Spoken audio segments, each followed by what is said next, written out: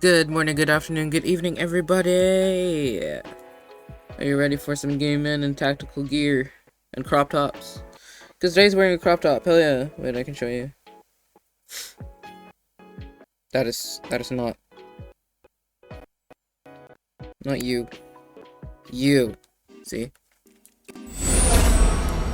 Oh, hello, Ella! Ooh, oh boy, this is so delayed. Thank you for shopping at Edazon. Please bear with the screen sharing. For some reason the connection is really unstable. I don't know why. Oh.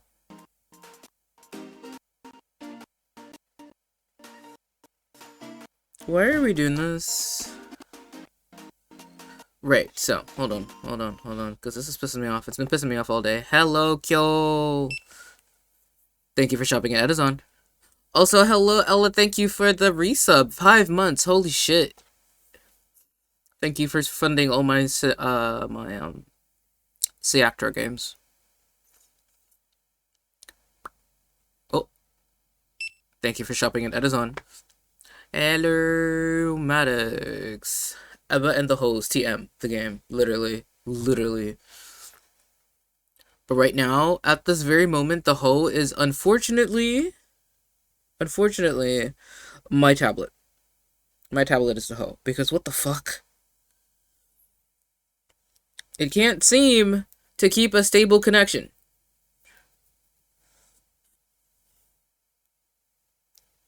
For some fucking reason.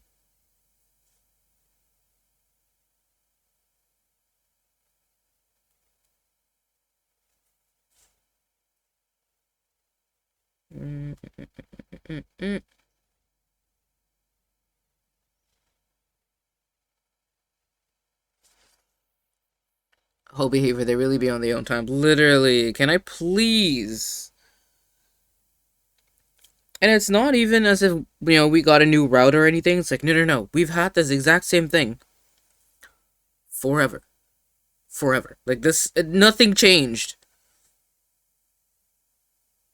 Like, he's being like, that's an incorrect password, though. I was like, bitch, it's the same password. What would it be? Okay. Right, so now it's not connected to any of them. Okay. Right, okay. Let me restart my tablet. And we will go here. Right, for the time being, we will go here. There we go. I'm gonna kick this thing's fucking ass. Oh, so now you get your shit together. What the fuck? Okay. I guess we're fine? Are we fine? Fuck. I threaten restarting, and then suddenly it's like, oh, I'm sorry. Like, OBS, it actually, like, crashed OBS, while the countdown was going.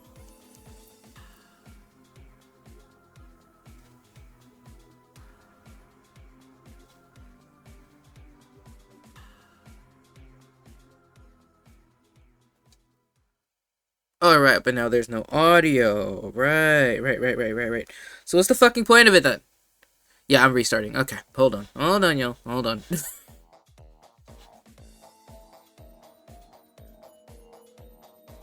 Missed your video game. Why are you like this?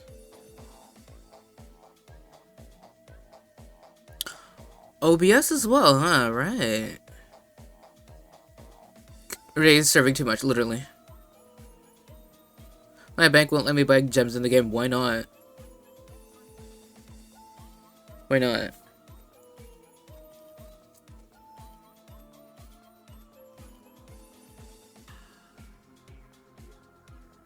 That does remind me of this one time I tried buying currency in another game. Which is funny because it was a game I literally worked for. And my bank was like, we don't really trust this. So, yeah. We're gonna block your credit card. Just have to call the bank, be like, hey. Hello. Are we back?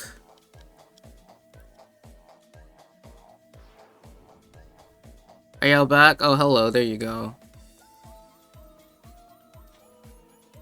I'm fearful. I'm very fearful about this stream, which is buggy off today. I'm not sure if it's Twitch or if it's just like my internet. Well, it's probably the connection between OBS and the internet and just about anything at this point. I'm just very annoyed. Very. Because, like, it's fine if it's laggy, but at least, you know, stay connected. Like, I'm begging you. At least do that. At least do that. But yeah, as I was saying, Ella, like, I'm not sure if you heard, but, I once wanted to buy currency in a game, which is funny because it's a game that I literally was on the team for, right?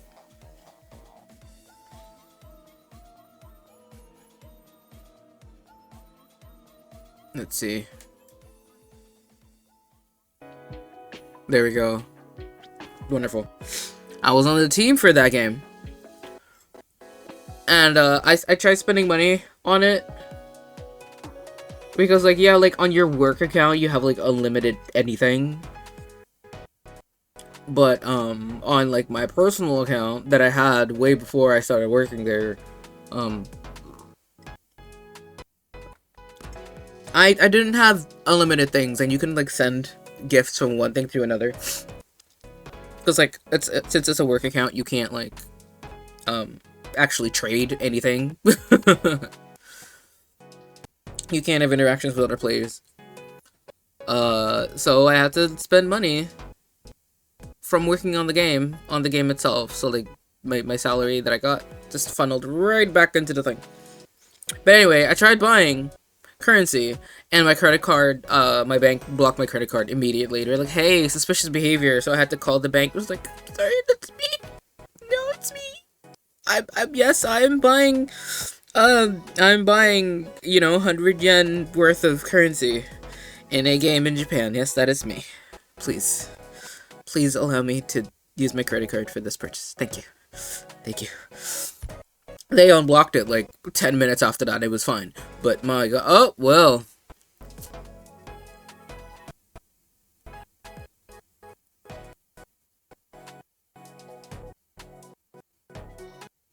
Maybe not. Maybe not this.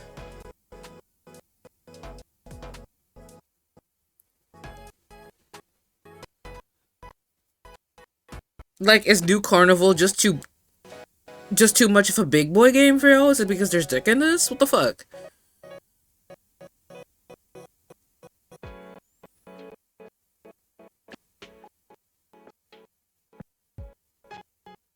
This smart view connection is unstable. No shit, don't worry, you don't have to tell me for me to notice that. They texted me and I approved it, and they said do it again, so I tried again and it rejected again.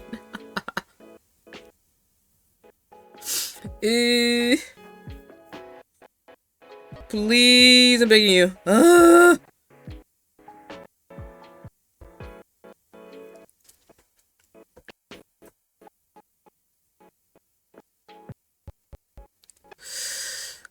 Plus, like, there's no other way for me to, like, cast my tablet to my PC. Or you know what? Let's actually just move here. Well, I figured this shit out.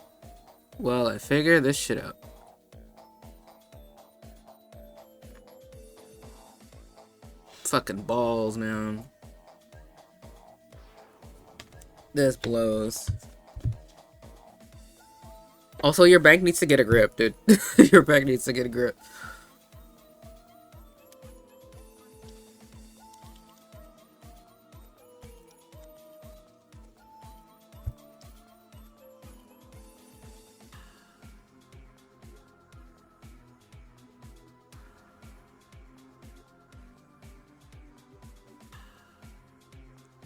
In 2020, please, because I really don't need anything.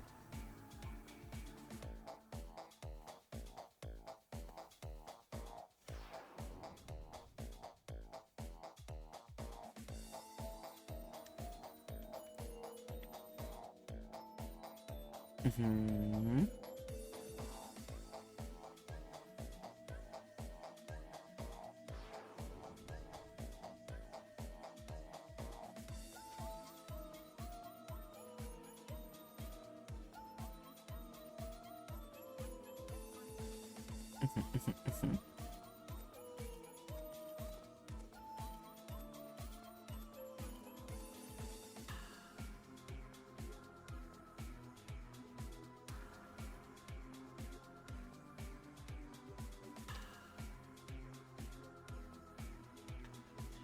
Huh, hold on. Let's see here.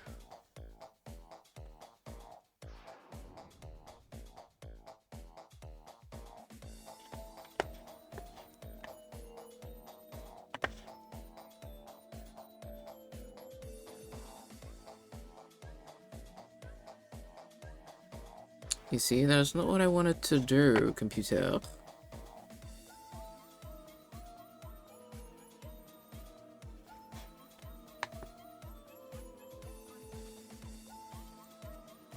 Come on. Come on, computer, come on.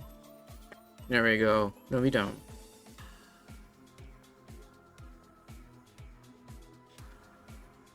You go here.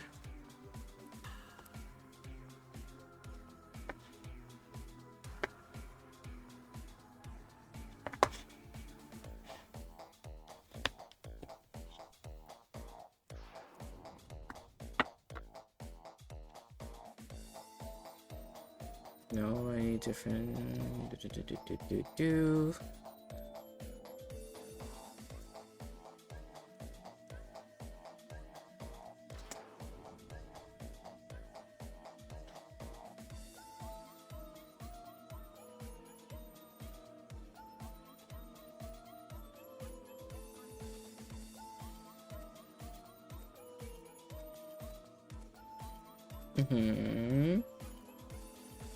So sorry about this, guys. I wish this was easier than it is.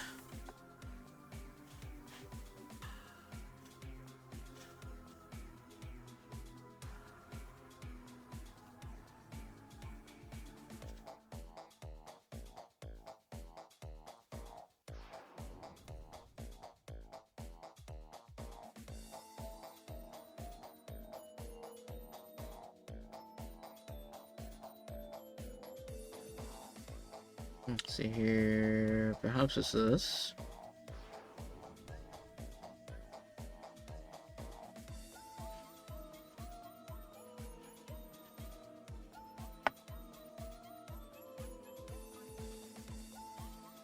Okay.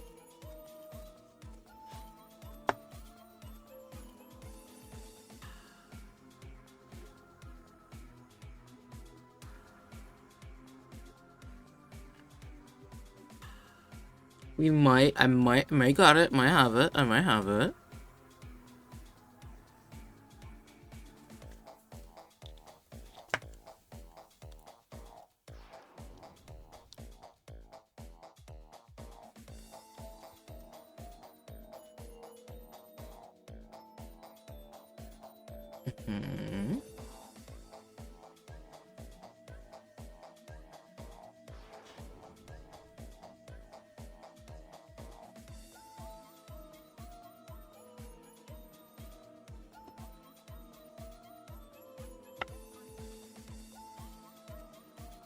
Let's see here. I need.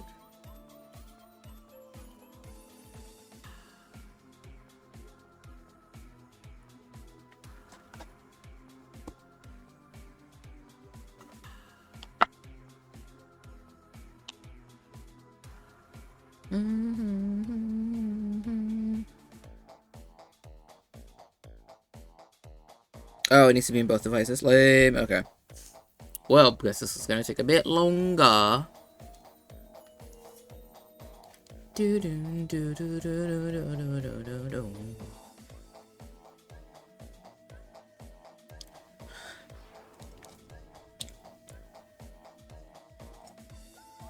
This is so lame, dude. This is so lame. I started late because of this bullshit, and I thought I fixed it, and now it's shit. So, like, you would think that, you know, if I'm just using software that it's like, you know, on the devices by default, right? Like this like Windows has an app that allows you to cast things that is supposed to seamlessly connect to mobile devices, right? That also have the screencasting software in there. You're like, cool. That sounds great. If it's not a third-party thing, that it should work, right? No. Well, it works. It connects. But the quality is... The quality can be anything at this point. Any quality. Any quality.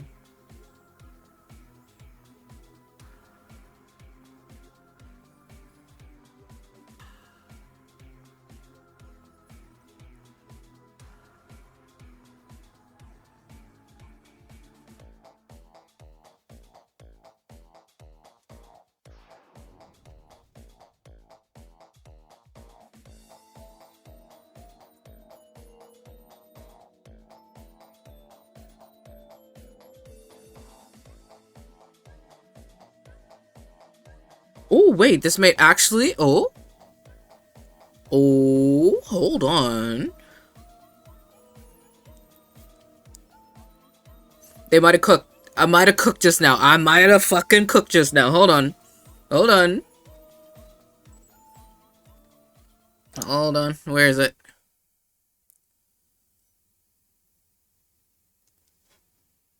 I might have fucking cooked.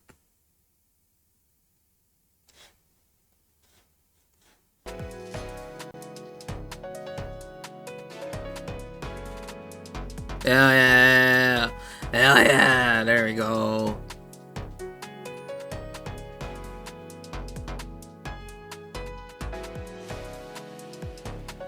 Now what I gotta do is adjust this.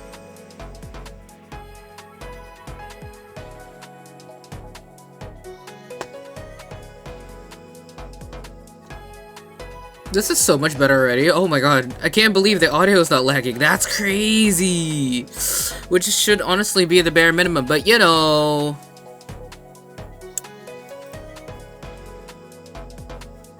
Yippee. Now we can finally fucking... Oh, wait, shit. I can draw on this bitch. Or can I? I can. Hold on. We're about to fucking revolutionize the game right now. Holy shit.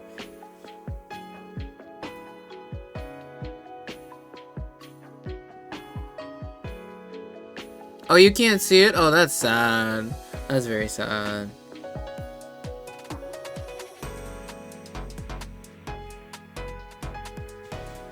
Do we finally get to see Dave's belly button? Yes.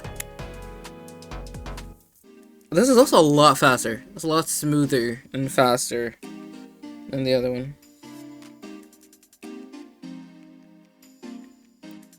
Also, dudes, still, Edmund is not beating the trans allegations. Like, I know I've said it before, but every single time I see his Edussi on my screen, I'm like,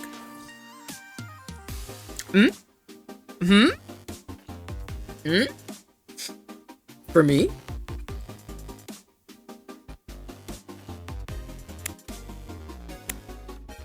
But yeah, here we go. There we go.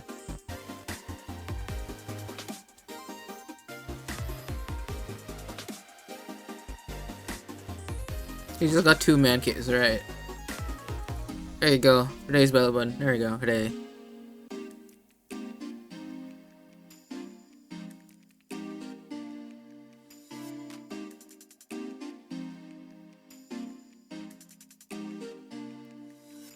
He got a tattoo and everything. He got pants over his pants. He got boots on.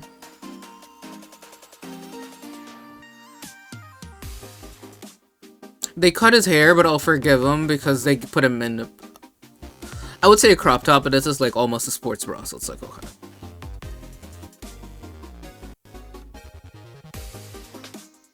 Tactical gear, everything is fucking exposed. What is this for, buddy? What is this for? What are you... What is this? What is any of this for? Aside from for my eyes, like, just let me know. There we go. To surf cunt. Yeah, exactly. If it's nothing but aesthetics. Which honestly, he's so real for that. He's so real for that. He's so real for that. But also, why are my subs not here? Hello? Hello? Subs? Hello?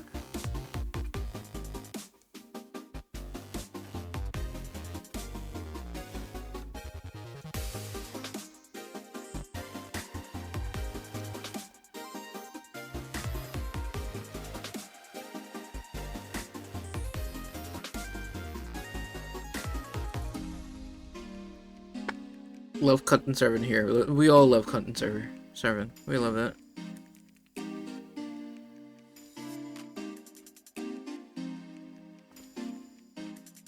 I love having scuff. I love having scuff. It's so good. Wow. Wow.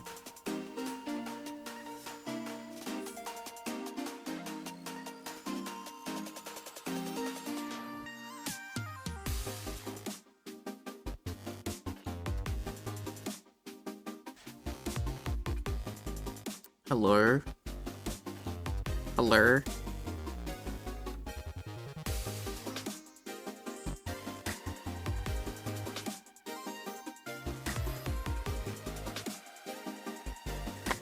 Oh, there we go. There we go. Subs finally got their shit together. Fucking hell. It's been 40 fucking minutes. Distraction for the enemies. Honestly, yeah, I feel it. I feel it. I would be distracted. I would be distracted. Straight up. I can't even pretend. I would be so distracted. Like this morning, I saw like this one video of this guy. I think he was on like a survival show or whatever, and bro was gorgeous. Like, bro. Like, he really had me out here like,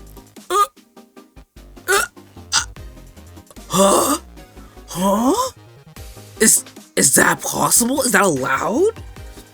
Is this legal? That was me. So I just paused the video, just like frowning at the screen, confused, cause what the fuck? Yeah.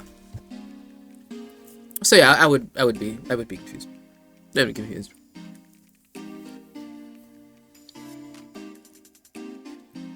I was like, yeah, he's the enemy, but he's also beautiful, so like, can I be blamed? No.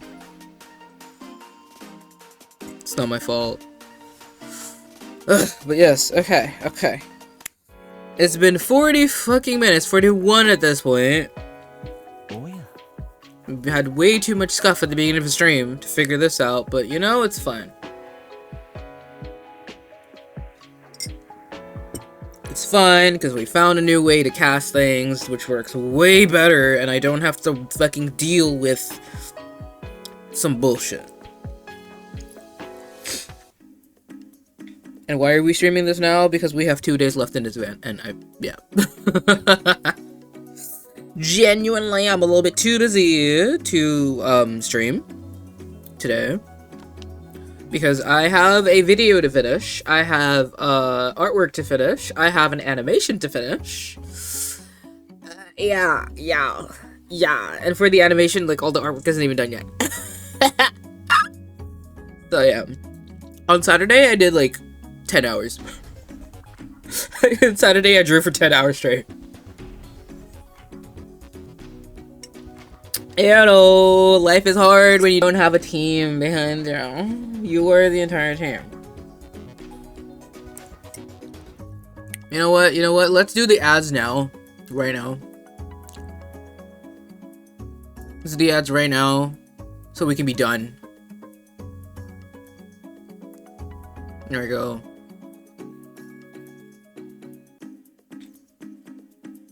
Like, we'll start reading after, whatchamacallit, after the ads are done. Because I don't want to start reading and being like, ads,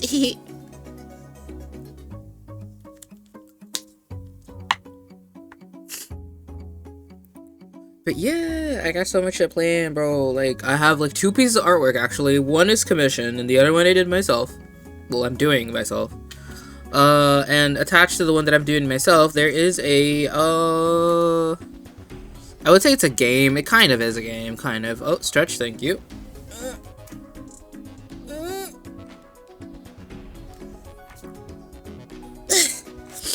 Right.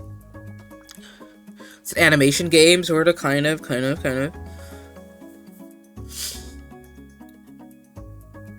And it's like, I'm halfway done. Like, the base of the animation is done. I just gotta put, like, the variables in there. And I've only done 3. I wanted to do it yesterday, but I was too tired after being at the Coven all fucking night. So, after stream today, I will be drawing yet again. And genuinely, I should be recording for the video today. I really should be. I really should.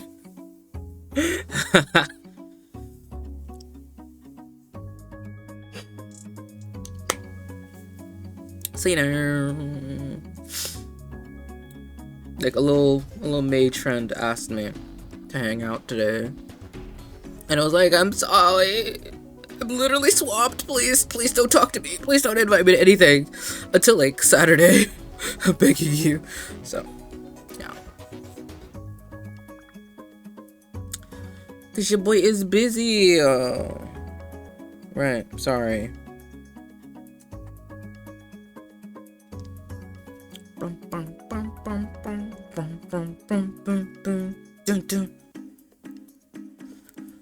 So yeah, I am not caught up.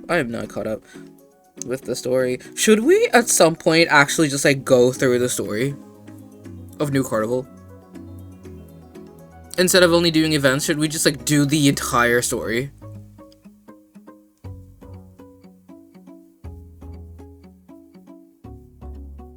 It's gonna be so long though. But also, I don't think we would be able to do like the first. Well. Would we be able to do the first chapter?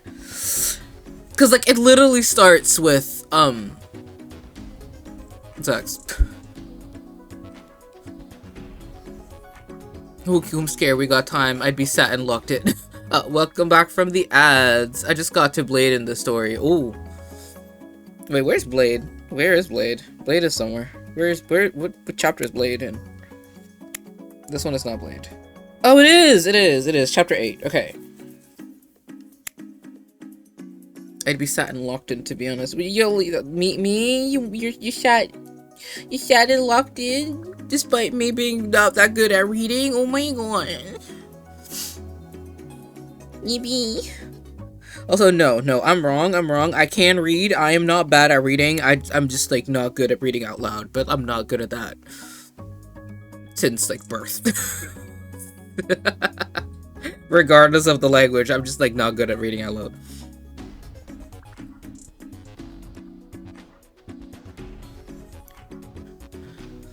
The spicy chapters we can do in, like, the Discord or something. Honestly, you're right. But, like, the game, luckily... Wait, hold on, I'll show you. The game does allow for... wait. You could do stealth mode.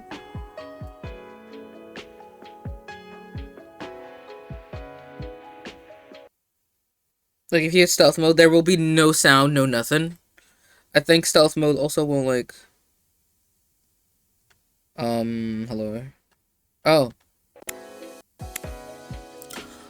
You can do stealth mode, and I think you can depixelate.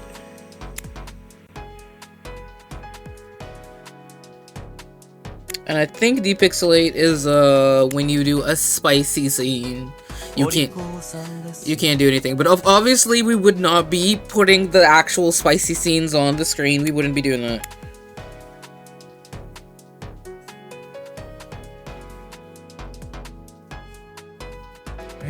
Yeah. Shut up.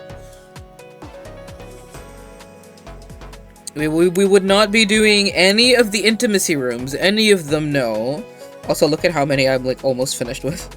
Like, these are done. All the SRs are done. Right, and then you get here. I have one left here. One here, one here, one here. It's just one. All the SRs have, like... Oh! I forgot I unlocked these! Hell yeah! But yeah, this one I have not opened yet. All the last ones I haven't.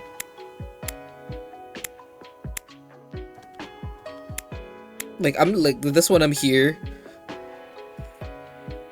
This one I have not unlocked. This one is not unlocked. This one is almost, but like I'm going really slowly on it because you do need like...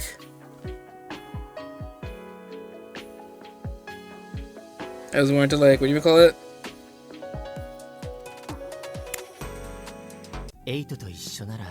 It's part of like your dailies. So they give like 10 intimacy points to someone, or like in general a day. So like I slowly, very slowly, every day I give someone 10, and I don't touch intimacy at all whatsoever because I need them to farm my dailies because I don't have that many left. This is a slow burn. For every single one of you, this is a slow burn. See, these are gone. I can't do these anymore. So all I have left for intimacy is this guy. Nope. Well, it's this one, and then I believe this one, and this one. You were warned to not send that. Sausage party. It's a party with sausages. Look, it's like a barbecue. Come on, dog. Come on.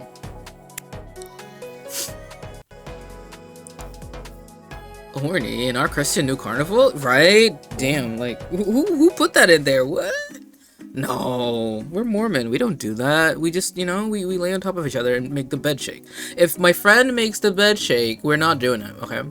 It just accidentally slipped in there, and it accidentally just kept moving. It's not our fault. It was like an earthquake, you know? It's not my fault. It's not my fault. I didn't do anything. We were just, you know, hugging like good people do, right? Hugging before marriage. And then suddenly an earthquake. Oh no. Oh, ooh. I'm sorry if there's anyone Mormon in this. If there's any Mormons watching this, I'm so sorry. But your beliefs are kind of silly, so.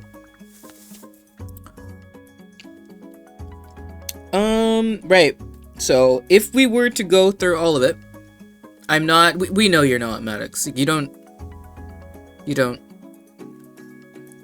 You're, like, one of the last people I would, like, expect to be any... Okay? Like, it's okay. Don't worry about it. As I was saying before Maddox said some... Come on, bro. But, if we were to go through all the entire story, we would not be doing any of the spicy scenes. None of them. If y'all really want them, we can do them on the Discord. Right? We can do those on the Discord. Right? Or I can just look for them online and just like post a link. Be like, here you go. That is the spicy scene. Because they are like available on Twitter and shit like that. Flipping an angel of their wing. What do you mean? The angel needs to keep their wings on or I'll get banned.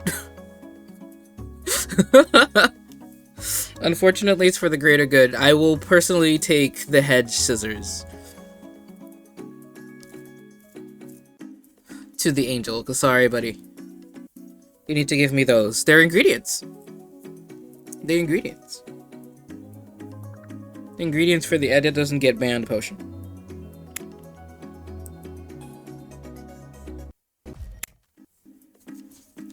These fellows need their spice. See, I agree, but Twitch doesn't agree with us, so there's that. But yeah, dude, like, the music for this event fucking slaps.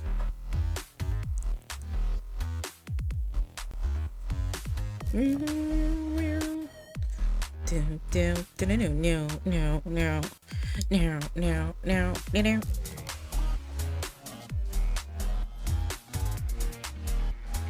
Like, I don't know who the producers for New Carnival are, but like, bro, they've been cooking.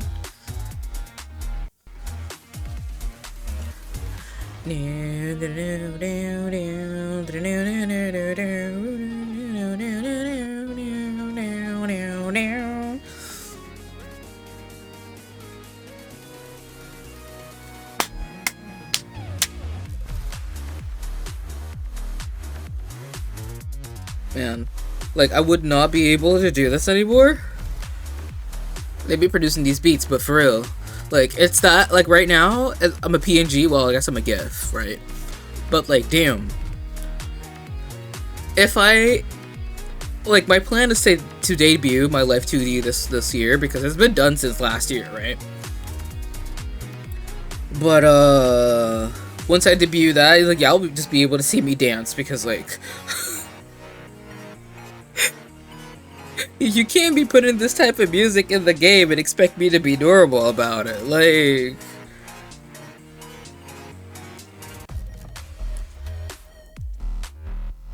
you hearing this? Shut up, dude.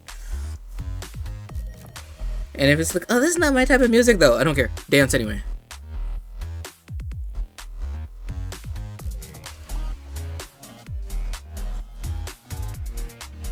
But like, for real, like, I need New Carnival to literally just like put out like a CD or whatever with all the music on it. Like, deadass. Like, I would buy it. And I'm still fucking sad that I didn't get a fucking lottery ticket for the fucking event.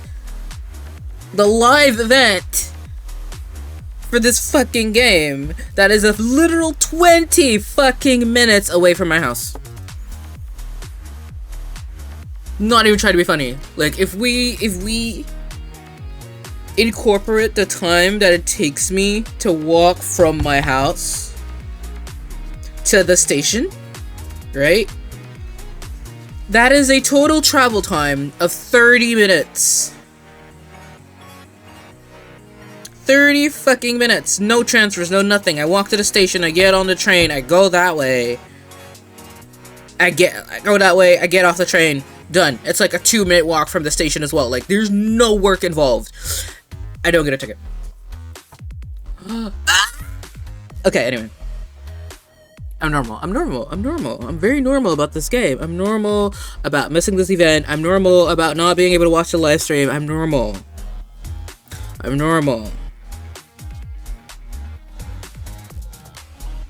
I'll just have to make sure that I'm still in Japan next year. Like, next February. I just have to make sure that I'm still here, so I can attempt going to the 4th anniversary event next year. And then New Carnival also needs to make sure it still fucking exists next year. Right? Just... Okay, no, I'm normal, and I was supposed to be reading this a full 57 minutes ago. Right, so, let's get on with it. Edge 1. Also, if you're wondering why all of these are cleared out, because I had to skip all the events, I had to skip all the story so I can get to the battle ones.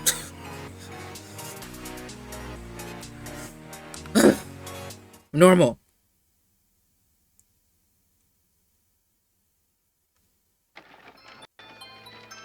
Ooh, spooky music right off the bat. Okay, shit. He knows not exactly wow. He knows not when exactly he regained consciousness. The sound of wheels over gravel, his head softly tapping the wood interior, his senses slowly returning to him.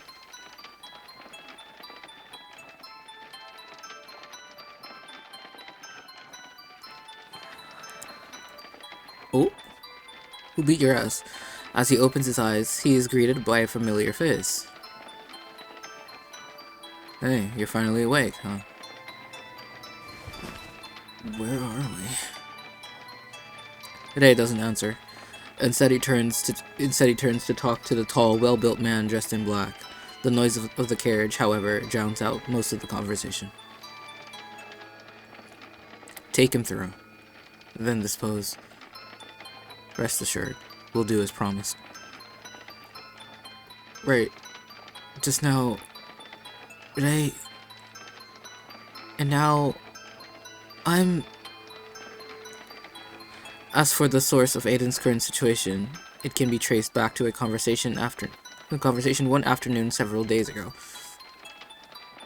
The fuck did he do? The fuck? Oh. Fish! Oh. They swam right in! Oh, Ella, look, it's you. It's your family members. Fish! Topper! Oh, we love you. I love you. Hello, my son. Look, Quincy. The net I've made caught all this in just a day. Keep the biggest 3. The net is woven too fine. You're catching fish that are too small. Ah, you're right. I know, Topper! Kyo, you get it. Kyo, you get it. Better throw you guys back. I'll be back to take you on. I'll be back to take you on once you've grown a little bigger. Topper! I don't know what you said, but you're right. You're right. I won't let you help him cheat this time. Oh. Bro got caught. Let him be. Free my nigga Topper. It's fine. He didn't do nothing. He did nothing wrong. Had us pegged from the start, huh? Oh? Just wait until we cook. Then you can show what you're made of. Yes, Master Quincy. Hello! We just got started. As they pass the outskirts of the tribe settlement, Quincy raises his hand, signaling Aiden to stop. Wait for me here. Quincy inspects the outer fence, searches the forest floor for suitably sized branches and vines, then gets to work. Looks like the local wildlife have been using the fence as a chew toy. If left like this, who knows what dangerous creatures may get inside.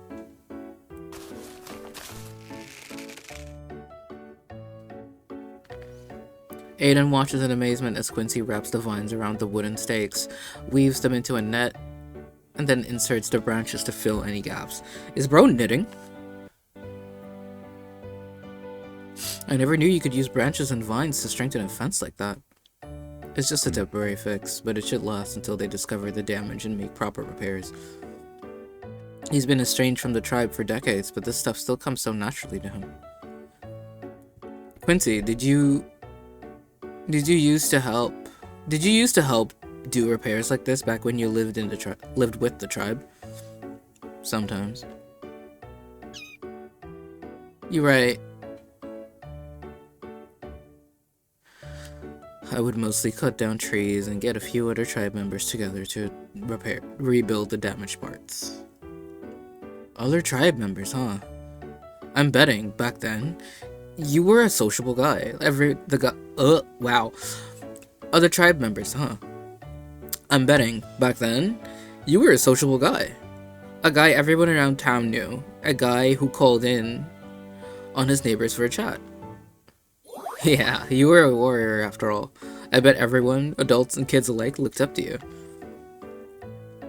You thought up that much even without me saying anything. My imagination is my superpower, but feel free to tell me as much as you like. You right. I know. I don't know what you say, but you right. See, Topper wants to hear the heroic tales of the tribe warrior too. Come on. Just one. He actually guessed right for once. Huh? Huh? Where are you going? Quincy. I keep forgetting he has a house. Why is bro sad? Who made Topper cry? No worries, Topper. We'll get him to spill the beans one of these days. He still hasn't given up. Topper and I are going out back to gut the fish. Gotcha. I'll tidy up this stuff. As Quincy steps out, Aiden swiftly returns the knife, basket, and the rest of the Forest Guardian's tools to their rightful places. A cool breeze blows through the window. Aiden shivers as he feels the frigid air against his spine. Winter's almost over, but that wind is so cold as hell. Wait a minute. I could swear the window was closed when we came in just now. As Aiden turns to check again, a hand silently presses a cloth over his mouth and nose from behind. Oh no, chloroform! Come with me, Grand Sorcerer. Well. Sorry, Aiden, you're dead. Aiden's dead. Sorry, guys. New carnival over.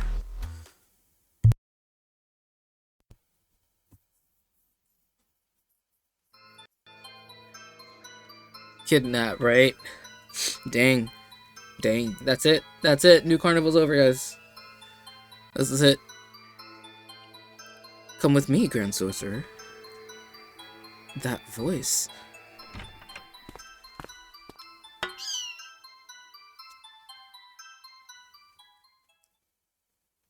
What are you doing? A certain someone, one cloth-wielding hand held over the Grand Sorcerer's mouth, his other arm wrapped around his target's torso, shows a familiar smile. Ew. Hi. Hi. I need to stop giving him, like, the gayest voice. Hi. I know this band does not sound like that. Hi. The drama? Literally. You scared me. What are you doing here? What are you doing here? I need to borrow you for a certain matter. And I felt like testing your instincts while I was at it.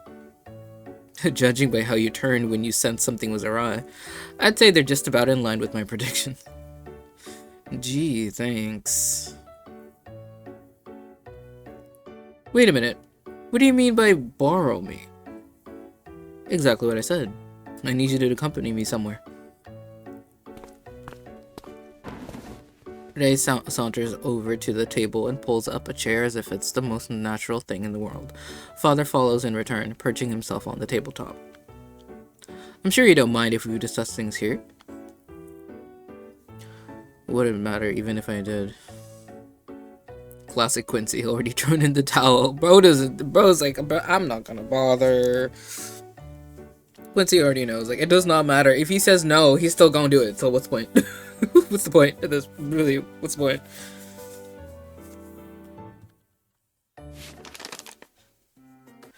To put it simply, a sacred document has recently come into the possession of a noble by way of the black market. My sources tell me he has hired mercenaries and appears to be planning a trip to the Dark Territory in search of a certain item. The Dark Territory? Out there, the essence is bonkers. Bonkers? Really? Dang. Out there, the essence is bonkers, and the terrain changes at will. Ordinary folk can't even enter the place, let alone search for something. Not unless they have the Grand Sorcerer's essence. Okay, so that's why you need me to go with you? Is there really something out there? That's still unclear. The secret document, however. Ray teases the rim of the teacup with his fingertip, the liquid within rippling ever so slightly. Word has it that it's a surviving page from a copy of a research journal belonging to a certain member of the royal family. The contents indicate the location of the original somewhere deep within the Dark Territory, along with crucial experimental materials. A research journal belonging to a certain member of the royal family. Buddy, isn't that just yours? Isn't that just Ray's? Wasn't he a member of the royal family? Or was he just a noble? I don't remember. Shit. Oh, is that spoiler? Shit, fuck. Sorry. Everybody close your ears. Everybody close your ears. Close your ears. Forget about that. Forget what I just said. I intend to beat the mercenaries to the punch and take the journal and materials for myself. Okay. But do you know its precise location? The Dark Territory is huge, and there's no way we'll find it before the mercenaries if we have to search from scratch. What? I missed that. Good! Repeat. No, there was nothing. I said nothing. What do you mean? Huh? No. I didn't hear nothing. Good. I said nothing, that's why. I said absolutely nothing.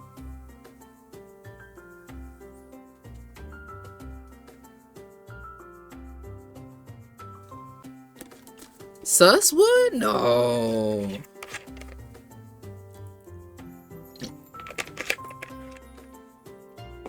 I twink. Of course I don't. That's why I made sure to drop by while both of you were here. In addition to the Grand Sorcerer, I also intend to hire you, Quincy. Hire? Quincy? The mercenaries that the noble has hired belong to a storied outfit. A storied outfit known as Crypt.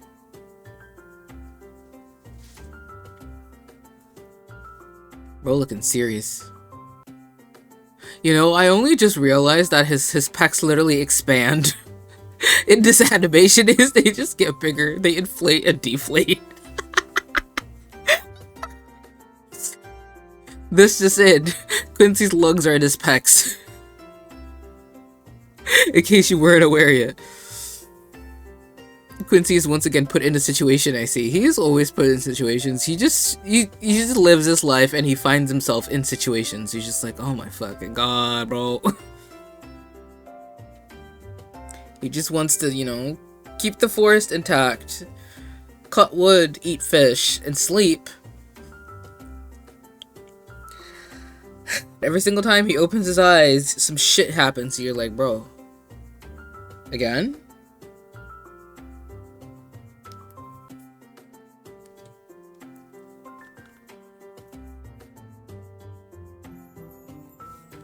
Several decades ago, Crypt split into two factions. One faction relocated to the Water Territory and became Bar Bubble. A group specializing in illegal trade. Okay. The other faction kept the original name and business practices and toured the continent taking on quests. Okay. Battle-hardened, an expert in wilderness survival, not to mention first-hand contact with Crypt. If that's the checklist, you're the one and only candidate. The questions keep piling up. Quincy, why would you have contact with a band of mercenaries? I wouldn't go that far. I haven't seen them in a long time. I knew you'd say that. Still, I'm serious about hiring you. You'll be handsomely compensated, of course. But I suppose I could ask someone else. The old fox, perhaps? I'm sure he'd be intrigued to learn of the Grand Sorcerer's participation. Huh?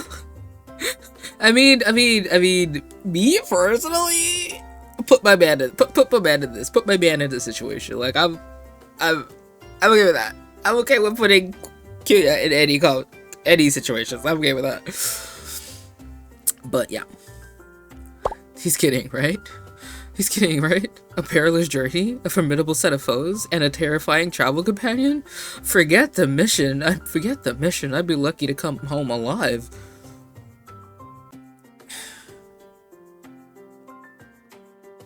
Think about it. I'll return shortly.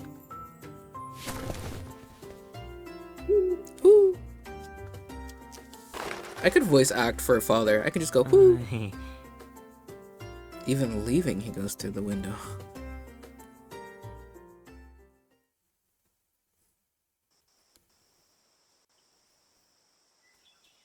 Quincy's been a little distracted ever since Renee left. Maybe. You got the lowdown, Topper? Facts, facts. I see. Not such happy memories, huh? Guess I better not pry for now.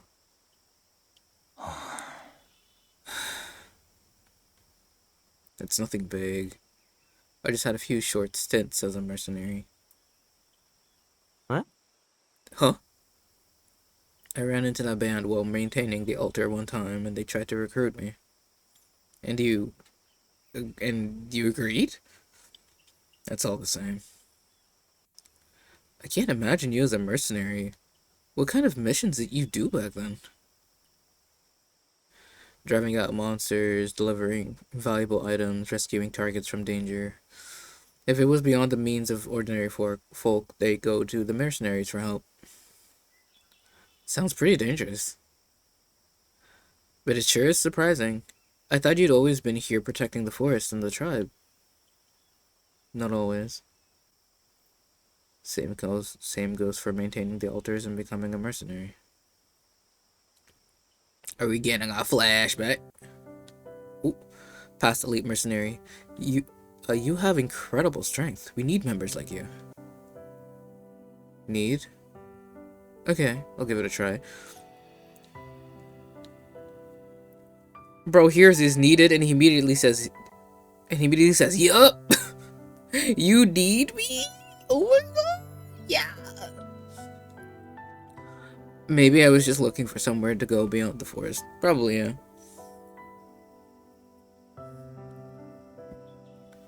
Just look at him. He seems a little blue. His color scheme is yellow and green, actually. Don't worry about it. That was a long time ago. I can't be getting this Addy so early in the event. I'm sorry, Kyo. I'm sorry.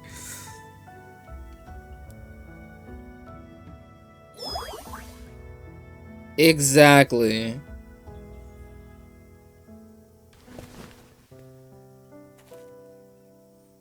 Oh, that was a head rub? I see. I was like, why were we only seeing the top of Aiden's head?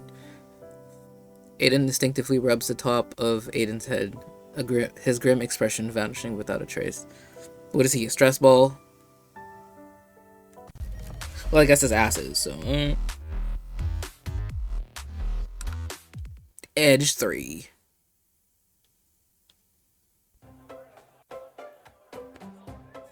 The sense of raw leather and metal fill the bustling marketplace. Smiths hammering away as vendors peddle their wares.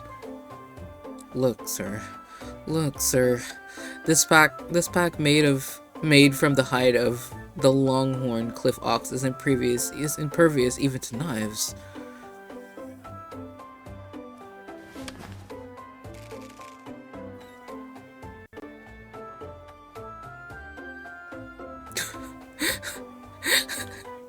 Quincy, I think they're made to, withstand regular human strength and not whatever the fuck you got going on. The vendor studies the golden-haired man's expression. The imposing individual takes the pack in his hands and stretches it to test its durability. Without a word, he hands the vendor a few coins.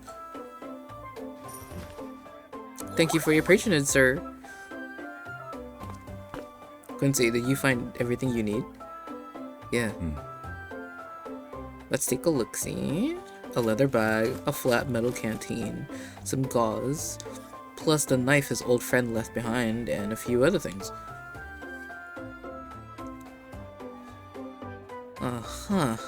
Just as minimalistic as I expected. That's pretty much all he needs, no? Hey. You here to get supplies too? I just came to make a down payment. Woo!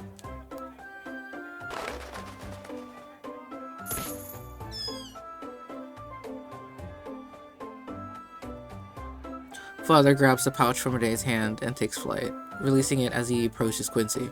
Topper catches the pouch with aplomb. Aplomb? Aplomb? Aplomb? How did what? Ella, are you here? How do I pronounce this word? I need the fish dictionary. The dictionary. Fictionary. Alright, I can just look it up. I am a capable mage.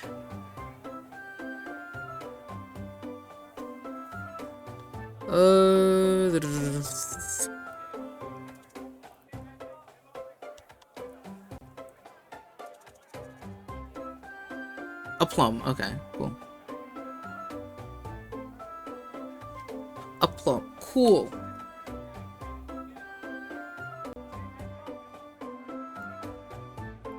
Don't say I tried to take advantage of an old friendship. And there's a surprise waiting in store once the mission is complete. Quincy stows the pouch in his newly acquired pack and sets off for Aster's mansion. And these are for you, Grand Sorcerer. What's all this stuff? The long silver needle is used to detect poison, and the colorless liquid has a purifying effect. They got piss in a bottle. That's crazy. As for the little bottle of yellow powder, it's called a boom bottle. Pull out the cork, then wait the time it takes Father to coo 3 times, then boom. Piss bomb, literally. Like, when he said boom bottle, honestly, it was like they put Molotov cocktails in this bitch? That's crazy. Cool. Huh? Boom? Aiden, having reached down to open the bottle, stops dead in his tracks. Why would you reach open?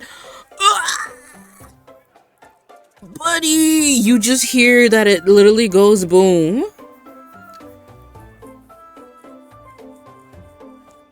And you're like, ahaha, it goes boom. Let me open it up right the fuck now. Oh my god. Oh my god. We didn't close one. This is why he gets caught in time loops and shit. Literally, bro has nothing on the mind, nothing on the brain, but oh no, my friends, and dick. That's it. Dick, ass. Oh no, my friends. That's it. That's it. That's it.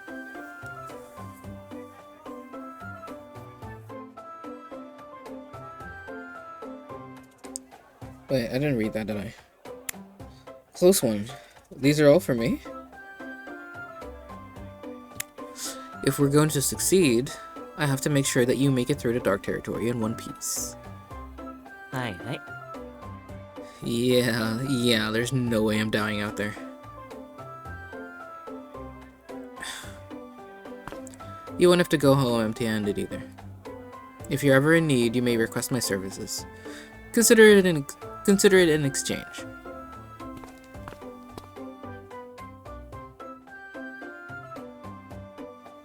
With that, Ray turns and makes his exit.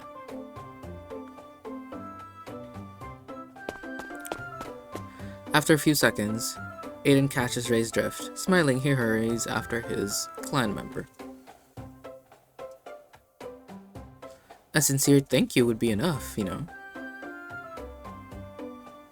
As if he wouldn't help him anyway, literally. Bro is out here acting like, oh, you can just request my services, you know. Buddy, if anything were like legit, anything serious were to happen to him, you would jump. You would fucking jump, bro. Bro would catch a bullet for this guy and he's acting like this. Is the Grand Sorcerer so easily satisfied? Not everyone gets this special privilege. He's cute, but less snarky. He's younger, less snarky, and a bottom. Oh, that reminds me. I was telling a friend, um, about New Carnival because she hadn't played it, and like I showed her like all the characters, and I was all like, well, not me, but she was like, wait, no, I'm gonna guess who's the top and who's the bottom, and she got to today, and she was like, it's the top, and I was like, a rock. She was like, what? What? What do you mean?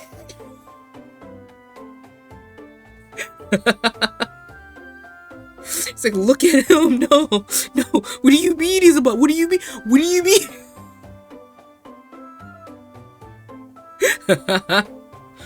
And after her freak out, she just looked at Ray for a long time. And she looked at me. She's like, honestly, no, that's correct. That would be really good. That would be really good. Yeah, I get it. I see the vision.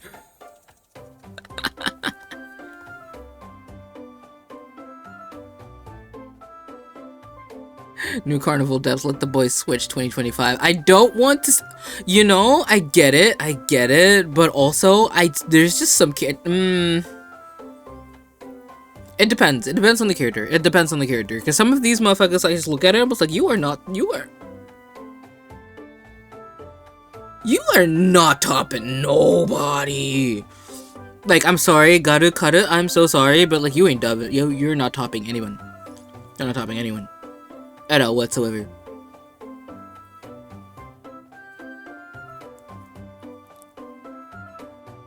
Like, I am a Quinya enjoyer, right? So it's like Quincy and Kuya. I love that. But like the flip side, you know, the flip side is cool too. I like to experience it at least once. Yeah, and then never again, maybe. Just a taste test, just a sample. I'm sure there's fan art like that, really.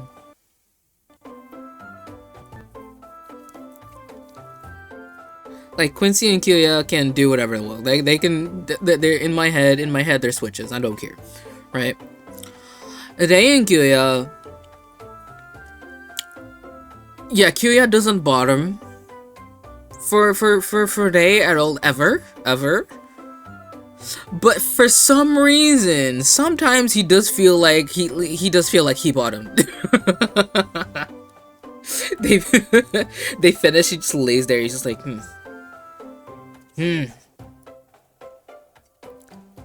something went wrong here.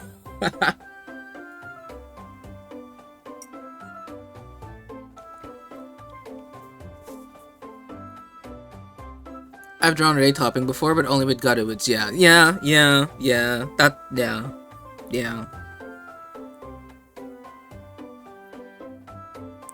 If we're gonna talk Ray topping Gutta, like, yes, but like, I want it to be like borderline Yandere type situation, like obsession. It's like, oh my baby, I'll keep you safe. Like crazy eyes, all that. Like, but like no lovey-dovey shit. I want Ray to look insane. Yummy. Exactly. Scrumptious. Delicious. Yeah. We need to read the story.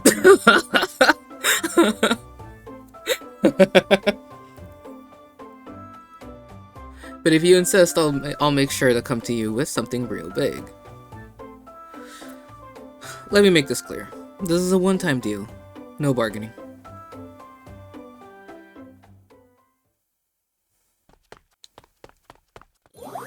Hello, baby! Darling, welcome home. Whoa, you startled me. Did I keep you guys waiting? Of course not, Master. We finished drawing the Dead Zone map you asked for. Gato eagerly unfurls a scroll across the table and, together with Blade, watches Aiden with excited anticipation. Whoa, that was fast. And it's so detailed. Good work. Oh, look at him! Look at him looking so lovingly at Gato existing. Look at this man's face. Look at him.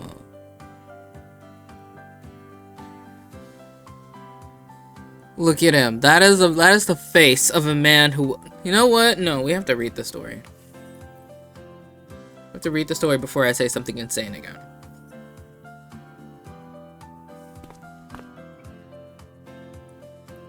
Dot dot dot. Standing in the back, Quincy gives the map a thorough once-over.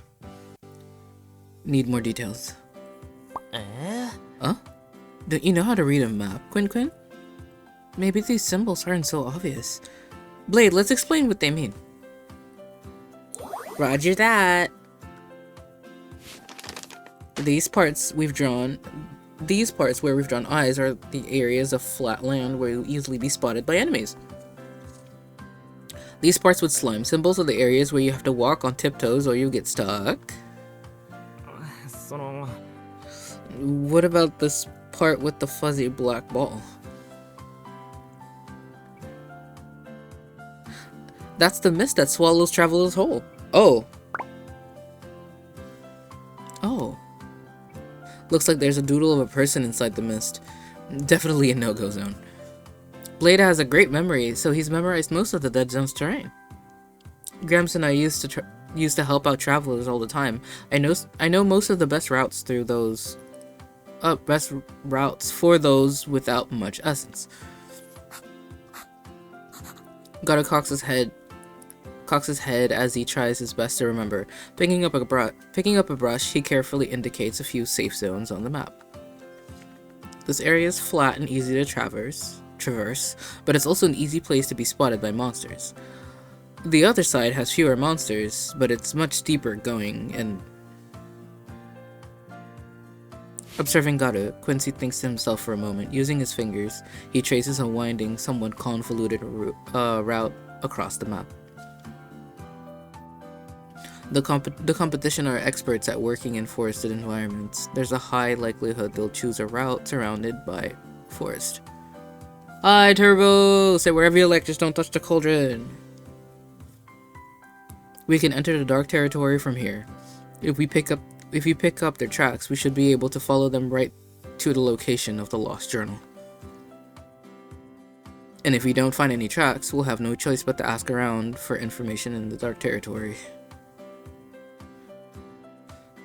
But how come you don't want Blade and I to guide you through the Dead Zone?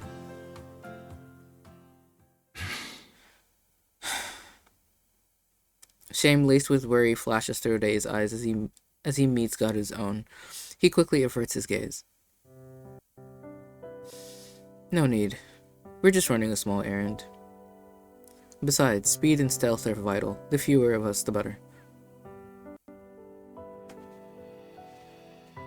I failed my second road test today, so I bought Samurai Warriors 5. It's not the same tactical level as Dynasty Wars Origin. Oh, I'm sorry about your test. I hope the game is good though, despite it not being the same tactical level. You'll get it next time. Is this whole thing connected to Garu somehow? You mean you don't want me to take part? It's nothing personal. You and the E-Droid, you're both special, especially in the eyes of the competition. To ensure our rivals don't target you and cause us any added trouble, this time it'll just be the three of us. Understood. I'll be waiting for your safe return. A special mission just for little chick, darling, and Quinn. Go, go, go! Garu and Blade's show of acceptance wipes away Dae's concern. He turns to face his mission companions with his usual relaxed expression.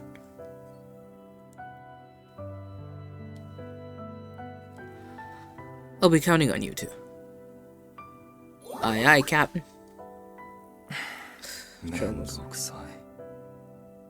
You hurt the man.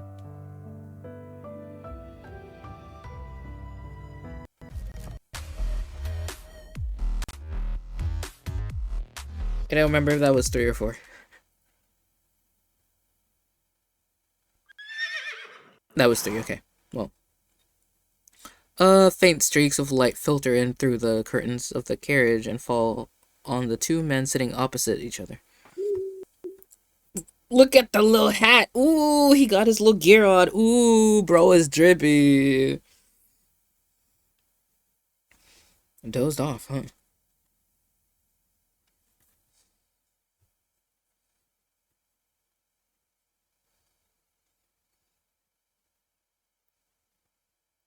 I'm okay with this outfit. I just feel like he should, this right here, I feel like he should just fold it and put it in his pocket instead of having it stick out like that, because bro is known to fall and trip or whatever. He finds himself in situations and this is gonna fall out. And why is it open on the sides, bro? Wait, these pants have snaps. He can literally pull his pants off like that fucking meme. He holds on to the front panel of his pants and they just come off. Or sleep down here, father. I've laid out some blankets.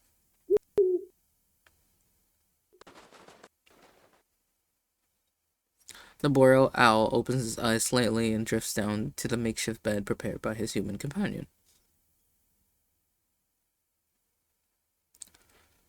I think I'll catch 40 winks too. Dace touches his legs on the other side of the carriage. Aiden feels his clan member's calves rub against his own, and can't help but taking a closer look at his outfit. Oh, wait, can we pause? Stop! You're going too fast. You go too. Oh, there we go. Thank you. They prepared these outfits for us. Highly functional and suitable for mercenary operations, he said. He just wanted to look like a cunty little whore. He just wanted to look cunty as shit. Functional and suitable for mercenary. Really? Really? Really?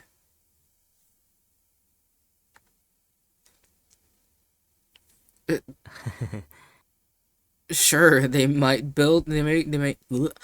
Sure, they might boost mobility, but they totally nerf my ability to focus. You're right. Spacing out on the job, are we? And whose fault is that? Say, I was kind of surprised you found someone willing to take us to the edge of the dead zone. An old acquaintance of yours? Yeah, I've worked with him a few times over the years. Always an anonymous mercenary. Always? Before I met you, I used to take on commissions in return for rare rewards or research materials.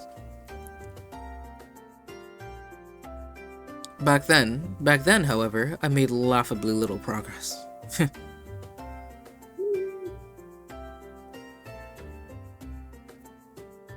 At today's mention of the past, the half-asleep boreal owl calls out as if in agreement. Ah. Yeah, I was trying to evade capture after all. It only made sense to abandon my research. From the Council of Sorcery? I can't believe they made you give up your research. If it were me, I'd be pissed. I was just stabbing in the dark, trying to work out what direction to go in. I had little choice but to give it up. Stabbing in the dark. The door to the carriage suddenly swings open. An imposing figure stands in the doorway, blocking out most of the sunlight. Quincy!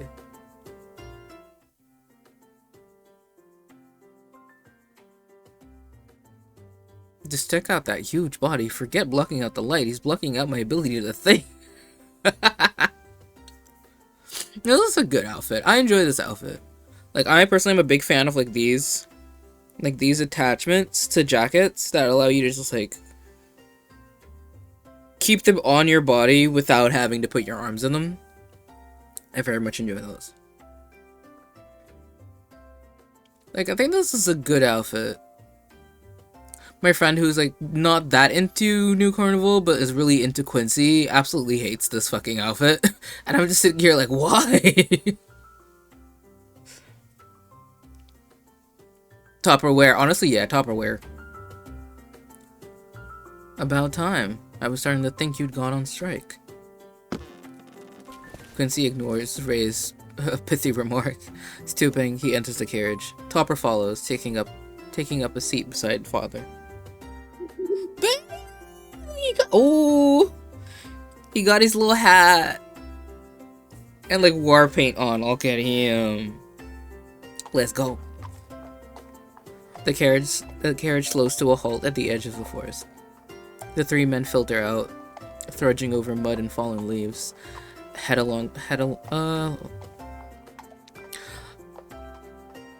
The three men filter out and trudging over mud and fallen leaves, head along the wooden path towards the dead zone. I don't like the way they be writing this shit. It's funny, Dynasty Warriors Origins, they're like, here's my battle plan and also main character is here. Here is, also main character. Here's a cookie and my brother's going, what the fuck?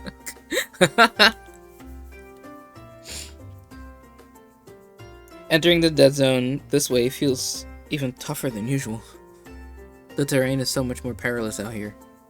Add to that the toxic mist and sways of mutated monsters, and we'd be toast without a wilderness survival expert to guide us. Speaking of which,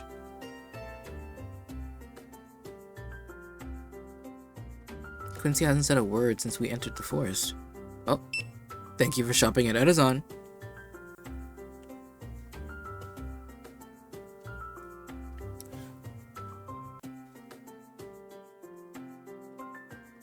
Oh, fine. Anyway, goodbye.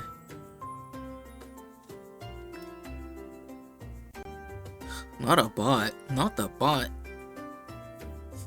Quincy hasn't said a word since we entered the forest. He just keeps moving forward with that grave look on his face. Is he alright? Who knows? Why don't you ask him? Ask him. Aiden gazes at the forest guardian's back. Not only his outfit, but his entire aura has changed. The sense of intimidation is palpable. Aiden can barely think of what to say. It's like he's deliberately trying to distance himself. I'm almost scared to start up a conversation. No. See, I am too autistic to notice that. It's almost like he's trying to distance himself. I wouldn't have noticed a single second of that. I'd be like, yo, bro, are you okay?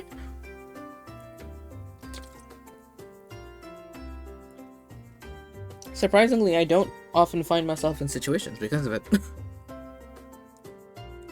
Hey, we can enter the dead zone by descending that slope ahead. Ray points to the steep, rugged slope in the distance. After a few minutes of careful observation, he lowers his center of gravity and begins to use the protruding rocks and branches to descend the cliff face.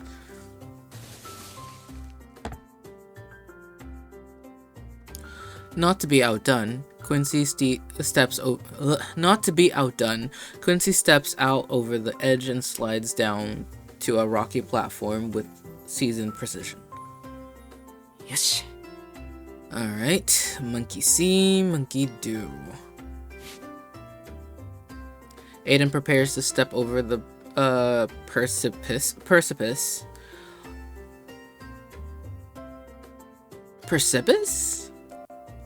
Precipice, wow, precipice, that one. Only to be greeted by a familiar, calloused hand. Grab on. He got calluses? Can someone give him some hand cream, bro? Seeing his companion behaving as usual, lowering your center of gravity. Oh, what is that again? Ugh.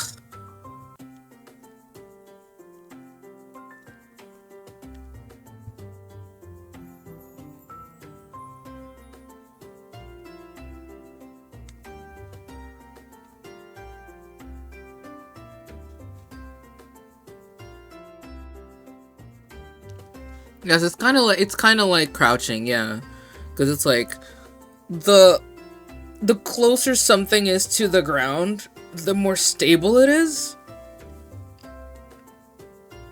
So like if you crouch, you are like more stable, less prone to like falling over or like losing your balance or shit like that.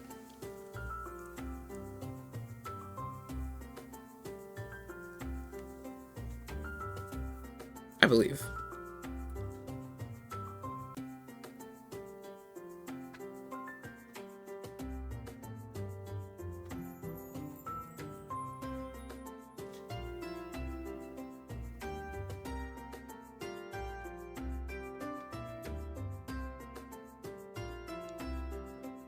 So you can like either crouch or just kind of like bend your knees slightly.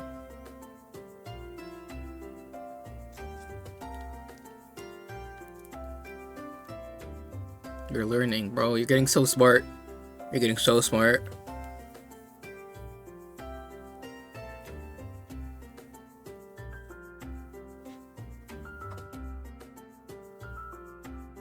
Oh, we got Atsun, lame.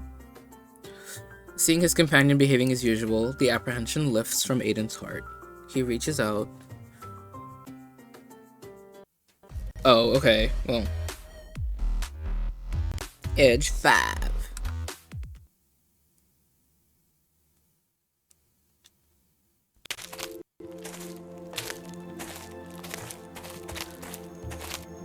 The mist hangs thick between the twisted and contorted trees. Oh, we got sad. Well, let's take 3 minutes here. Since it's the beginning of the thing anyway. Let's take 3 minutes and get some drinks, go to the bathroom, all that.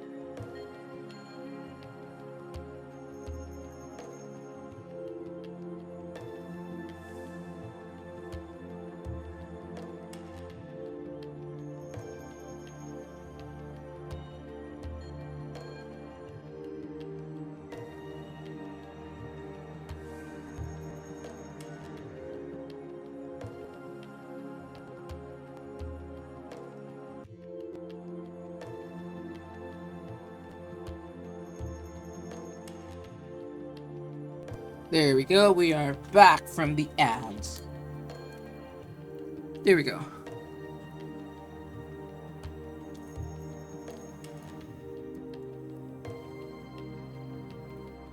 I hope you can't hear the static. I really hope you can't hear the static. Oh boy. I had some tea, and I took like 2 bites of a donut. Lunch of champions. But yes. Here, wait, what did he say? The mist hangs thick between the twisted and contorted trees. The trio advances with unrelenting efficiency until the sun's light begins to fade.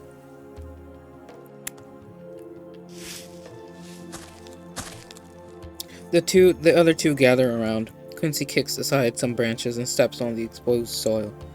It rained last night. Setting up camp protects the soil, making it looser. And it's not like anyone just goes camping in a dead zone, right? That means... Ah. Looks like you have our answer.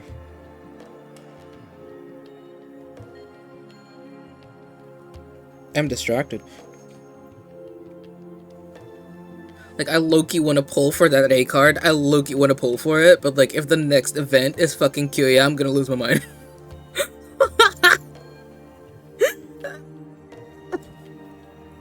I will lose my mind.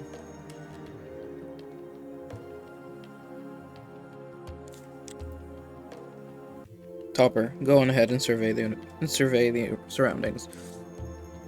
He has a little pack on his tail. Oh my.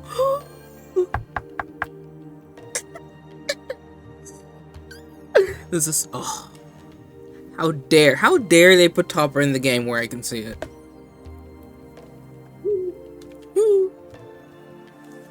You too, Topper. You watch from the sky while Topper scouts the ground below. And you think they won't find it suspicious to see an owl wearing tactical gear and a hat?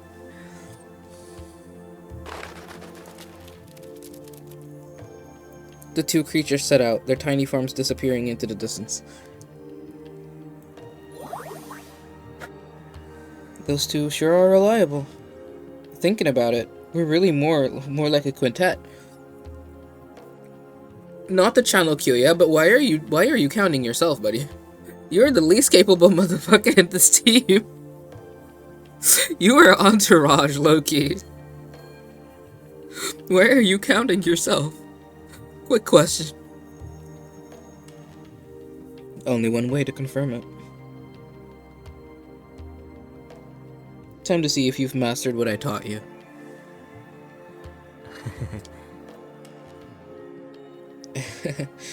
Wanna test me, huh, Master Quincy? It's almost nightfall. While those two are out, we'll set up camp. You're in fire duty. Gotcha. Taking on the assignment with his usual vigor, Aiden picks a suitable spot, digs a shallow hole, and fills it with leaves. Now for fuel. Dry grass and moss ignite pretty easily, and wood with a high resin content. Aiden draws his knife and searches for suitable kindling. The other two, busy setting up camp, cast concerned glimpses his way.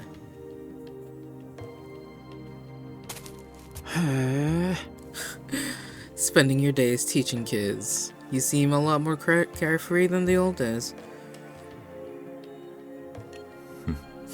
A lot.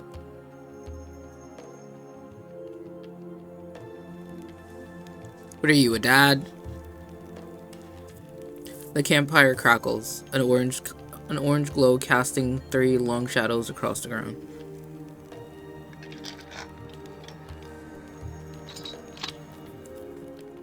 Camp time. They don't have marshmallows, but it's okay. The fair-haired Fortis guardian pierces a can with his knife. Deftly popping the lid, he distributes his contents among the others. Thanks. I bought these canned goods at the marketplace. They'll taste even better if we roast them over the fire. Don't roast them for too long.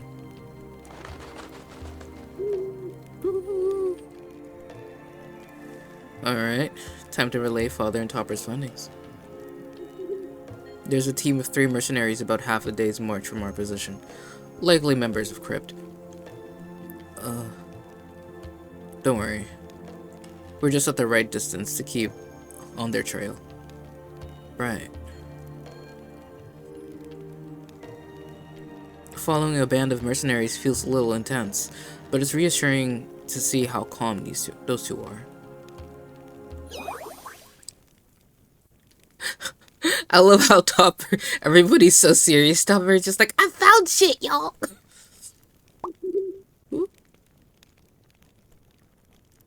We hadn't met yet, Father. It's only reasonable you wouldn't know. What are they saying? Topper says this is just like old times when we used to travel with Huey to regulate the altars. Right, you and Quincy used to regulate altars together.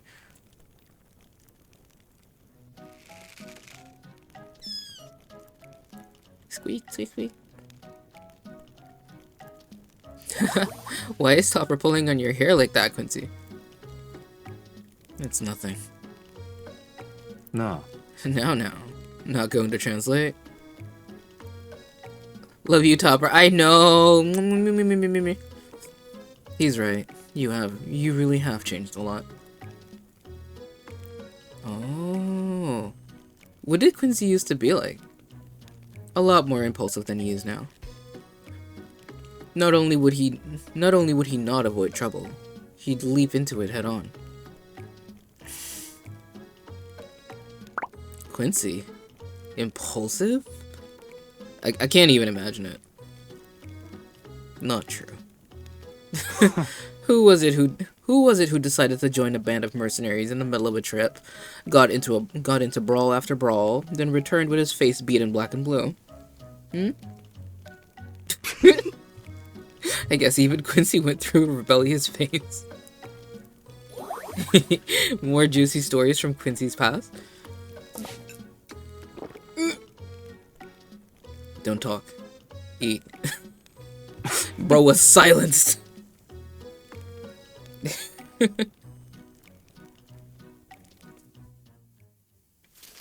As dawn breaks, the 3 men and 2 woodland creatures dismantle the camp, cover their tracks, and set out. The surrounding essence is still pretty stable, and the toxic mist hasn't intensified. Ray pulls out a piece of circular mesh and waves it in the air. Ray pulls out a piece of circular mesh, waves it in the air, and checks for any changes in coloration. Nothing too serious yet. Ordinary folks can pass through this region. Our destination must be further ahead. Look. Quincy, his eyes fixed on the ground, calls out to the other 2, and points to a set of tracks. They're on course. Indeed. Right in the direction of the dark territory.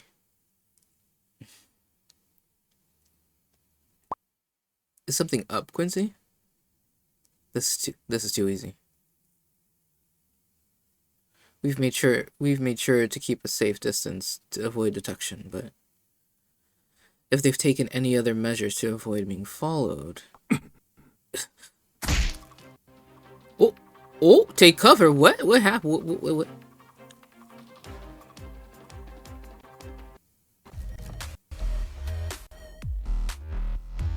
We're on 6 now, right? Right?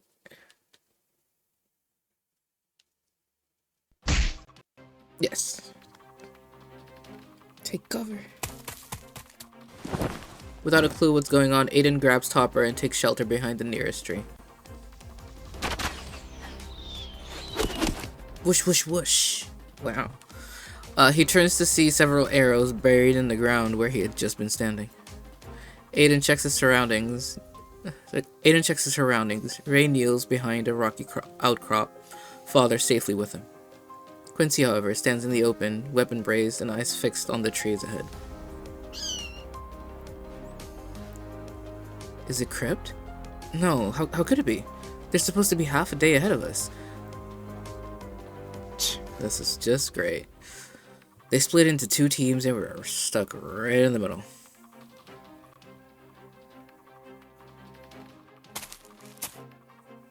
This dude again. Wait. Wasn't this guy in the main story, or did they just kind of reuse this model? I don't know. A mercenary, clearly the leader, emerges from the trees, closely followed by another. The three-man team they had been tracking appears from the other side and surrounds the trio. Oh no! Wah! It seems you've been following my men. Could it be that you're after... No need to answer. The answer is plain to see. I suppose we'll just have to put you out of commission for good. Ready to get to work? Let's give it a try. 5 enemies, plus an archer hiding somewhere. My guess is Quincy will go straight for the boss. As for me, I need to get somewhere out of the line of attack and focus on defense. Or defense. Oh, still waiting. Still willing to resist? Quincy doesn't wait. He bolts forward and throws a huge fist at the captain's nose. The mercenary dodges the blow and orders his men to attack. Ew. Yeah.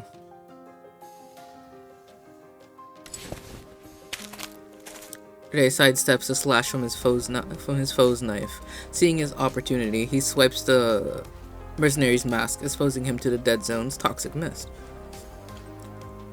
The man retreats, covering his mouth with a cloth.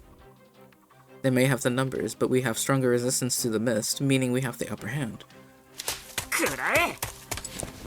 Stealing himself, his abundant essence granting him increased stamina, Aiden mimics Ray in order to pilfer the enemy's masks. Well, alright. Across the way, the sounds of fists meeting flesh and bones. The sounds of fists meeting flesh and bones crushing echo through the forest air. Quincy's assault brings the captain's defender to his knees. Their captain's lost his protection. He'll have to focus on Quincy. Now's my chance. Ray repels his foe with a kick, then pulls a small bottle of yellow powdered ore from his jacket. The moon bottle! Ray pops the cork, stands motionless for a few seconds, then throws.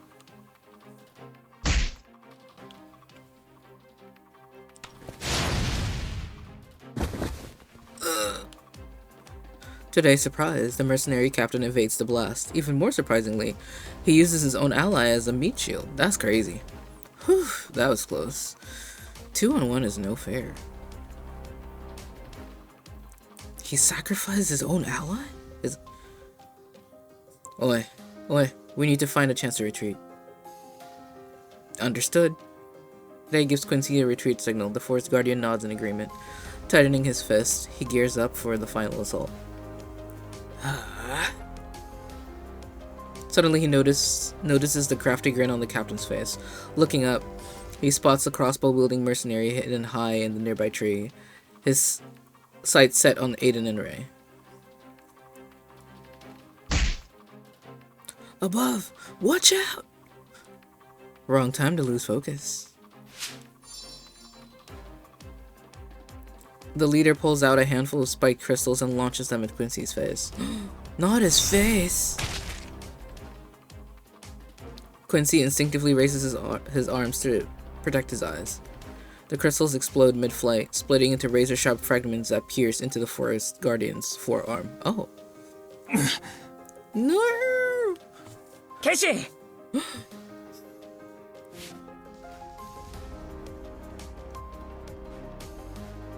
Ouchies, exactly. Hey, release your essence. Gotcha.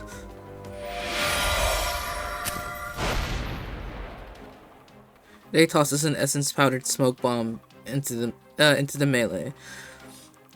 The resulting smoke, strengthened by Aiden's essence, blocks out everything in sight. Dang, that's crazy. 7, sure.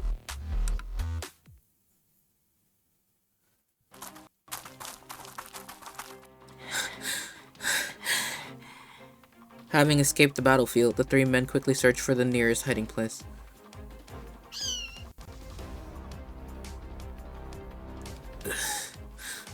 His arm is bleeding.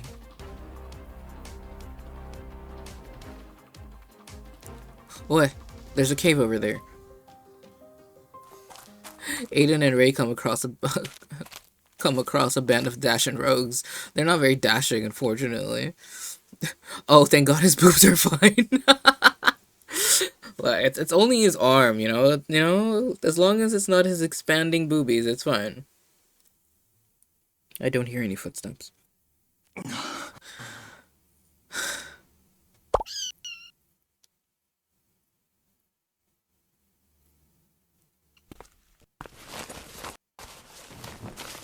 Seeing the blood pour from Quincy's wound, Aiden rummages through his pack. He takes a bandage and wraps it tightly around the Forest Guardian's upper arm. If y'all have water, y'all should probably clean it out, but I don't know. I'll tend to Quincy's injuries. Hey, you keep watch outside. Understood. Ray's eyes linger on Aiden's calm expression for a moment before he and Father make their exit. Quincy, I'm gonna clean the wound. Aiden opens his canteen and pours clean water over Quincy's bloodstained forearm. He gasps as the extent of the damage comes into full view. I'll have to remove all of the fragments before using any healing magic. Yeah, that's usually the case. Did he have a part-time job as a nurse? I assume that he's probably done like a job somewhere that required him to learn first aid. Like certain places, well, I don't know how it is across the world, but in the Netherlands, if you assume certain positions at work, you are required to know how to do first aid. Like, it's like part of like your training and everything. If you get promoted, you get the position, and you immediately get scheduled for like first aid classes. Like, let's just say like you're a manager or something. Like you need to get like a little license. Because if anything happens in the workplace or whatever, you need to be able to, I guess, minimize the damage done, or like, you know, make sure shit doesn't get worse until like, you know, the actual medical professionals get there. I don't know what it was like in Aiden's world, but, you know, perhaps it's the same. I don't know. Don't try to be a hero, little devil. I'm not trying to be a hero. Alright, this is gonna hurt, but I'm gonna have to remove these fragments. Aiden takes a deep breath and steadies the nerves. Holding a piece of cloth, he carefully removes the crystal fragments one by one.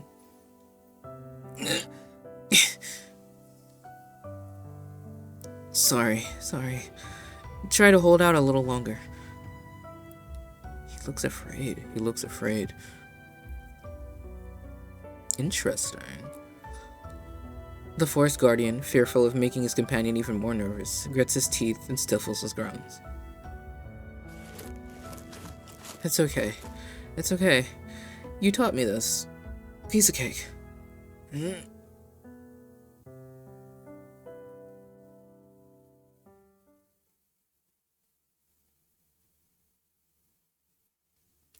Meanwhile, Ray quietly patrols the cave's perimeter, using the trees as cover.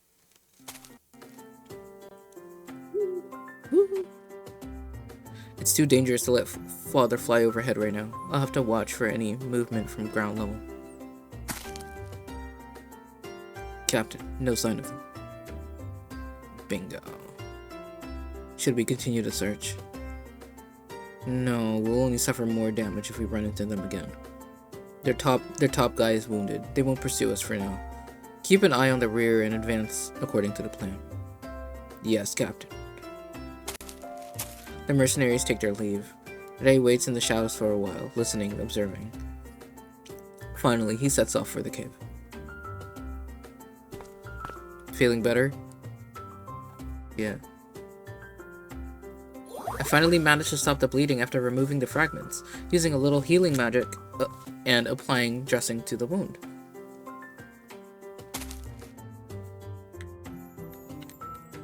It's lucky the fragments didn't sever any important tendons.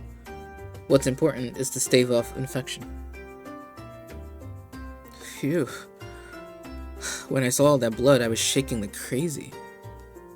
You did well. I almost expected you to freeze. Yeah, you did well. You two are gonna make me blush. In any case, our best course of action would be to rest here for a couple of days. Crypt plans to advance into the Dark Territory, and they'll be guarding their rear even more closely now. We can kiss any chance of following them goodbye.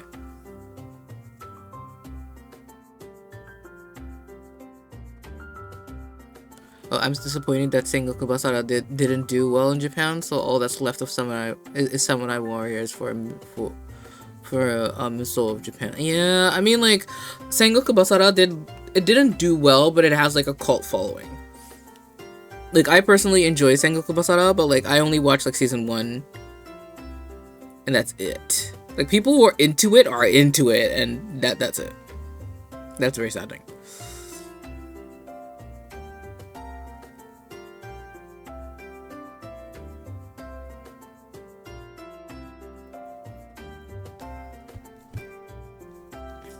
In that case, we have to find our own way into the Dark Territory, and when we get there, try to ask around for information.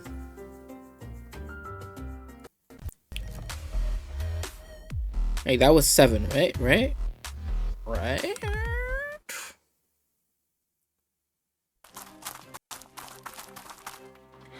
Yes.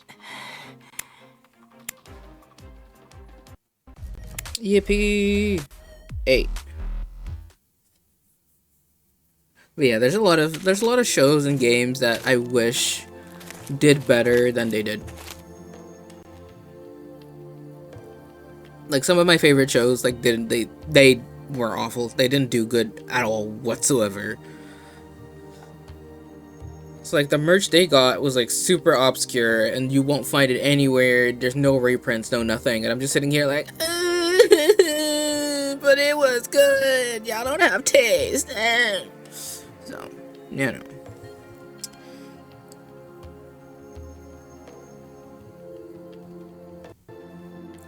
Settlement inhabitant. Ever since we entered this settlement, it feels like all eyes have been on us. Most of the residents here are runaways, fugitives, and adventurers, with a few stalwarts who have lived here for generations. They don't go so far as to reject outsiders, but let's just say greenhorns and fat cats tend to get them salivating.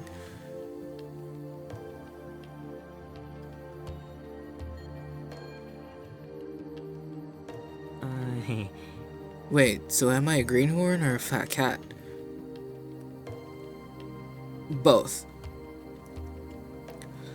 Fortunately, that means this place is rife with intel. I'll go ask around in a bit. Alone? Ah. Of course.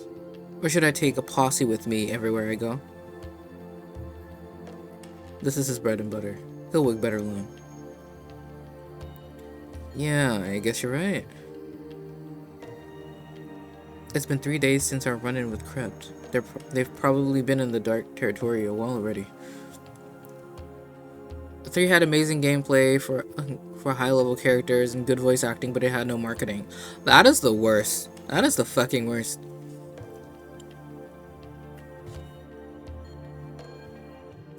For now, we'll have to ask around about anyone who passed through recently before journeying any deeper.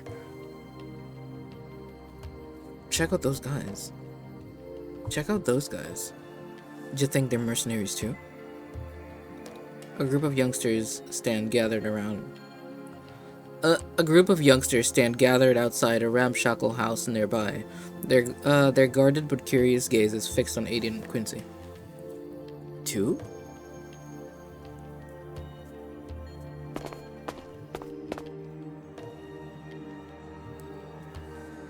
This way, sirs, if you please. This is your room. That's an okay room, that's fine. Entirely unrelated, but it's like, I can't look at rooms like this type of like coloring and art style and everything without my brain telling me, is it AI? Because people have also been feeding like new Carnival's like background art and everything to AI generative models, those. So now I can't help but like look at things and be like, is this? Even though I'm pretty sure that they draw everything themselves, every background, everything they do themselves, but I can't help to be like, oh. And I think that's very sad. Like, I can't trust my fucking eyes anymore. Goddamn. Here's the room fee. Thank you, sirs.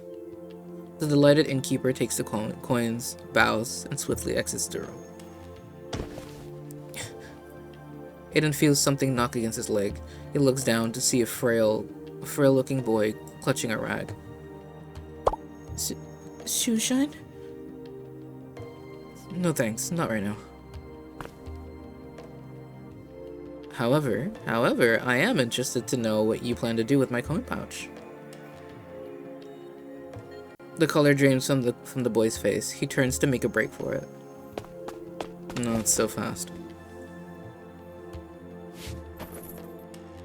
Quincy catches the pickpocket by his collar and squeezes his rag-wielding hand. Aiden deftly catches the coin purse as it falls. That was a close one. You nearly cleaned me out, kid. Warning you.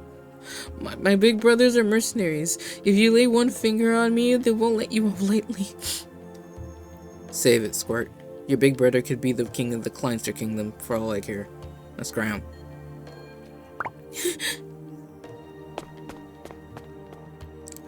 There he goes. This place hasn't changed. Kids risking their lives for a few coins, and the older ones all joined the mercenaries. That wouldn't be the case if they had someone to protect them. No one can protect you forever. It's only natural to look out for yourself. I doubt Quincy agrees. I hardly ever see him looking like this. Well, if things have settled down here, I think I'll go gather some intelligence.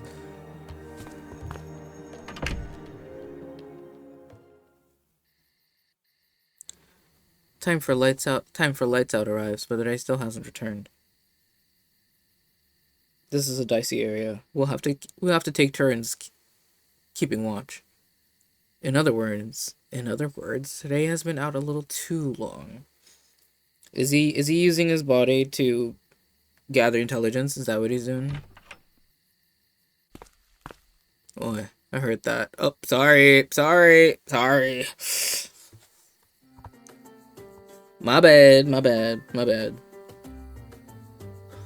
Oh, learned anything good? A band of mercenaries stopped here recently. They ventured into the dark territory several times, returning here after each trip. Why would they do that? Did they bring anything back?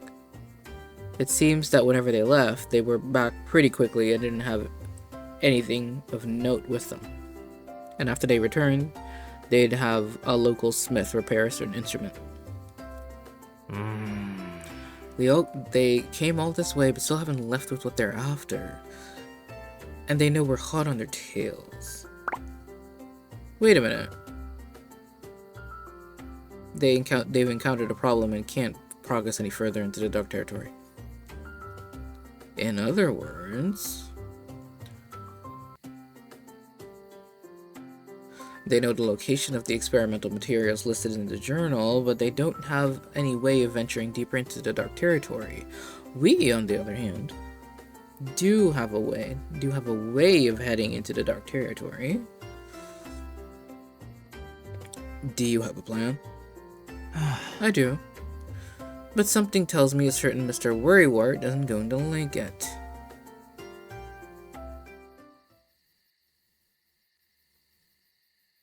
The girls are fighting! Oh, hippie. Yippee! I love gems.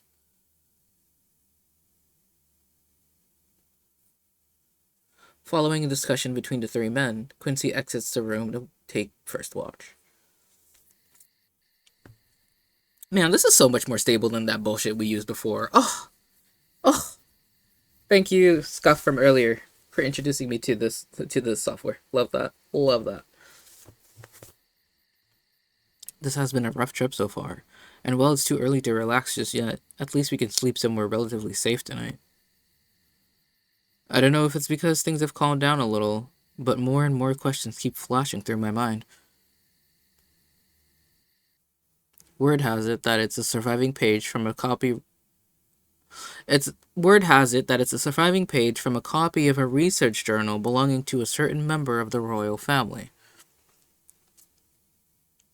The contents indicate the location of the original somewhere deep in the dark territory, along with crucial experimental materials.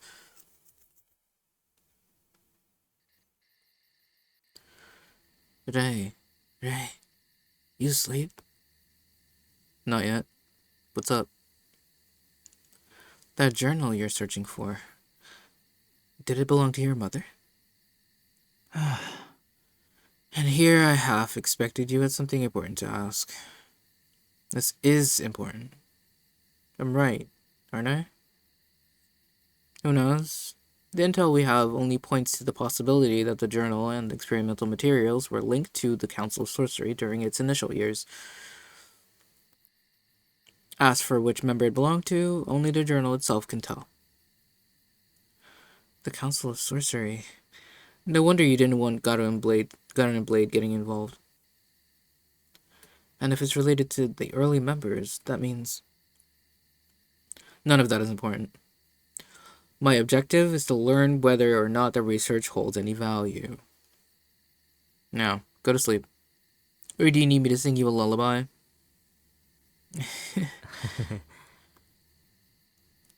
The two men drift into a peaceful slumber. Together!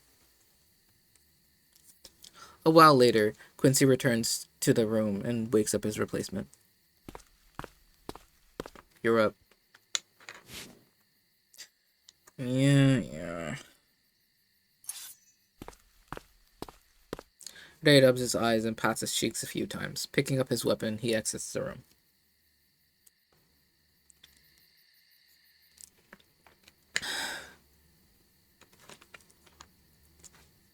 Taking a seat outside, he looks up at the sky. Almost identical in both day and night, and waits for the sky, almost identical in both day and night, and waits for time to pass. That journal you're searching for, did it belong to your mother? Always a meddlesome little grand sorcerer. It's nothing. Just mocking a certain someone silently in my mind. Father, do you remember when we first met? Back then, to avoid capture, we spent many sleepless nights, just like this. Things were pretty dire back then, weren't they? You wouldn't have stayed with me if not. Before that, I'd always believed I could abandon everything for the sake of my research. But after witnessing those deranged experiments, I discovered... Perhaps, besides research, there are other things I can't give up. Meaning I'm in no position to bite back at Quincy.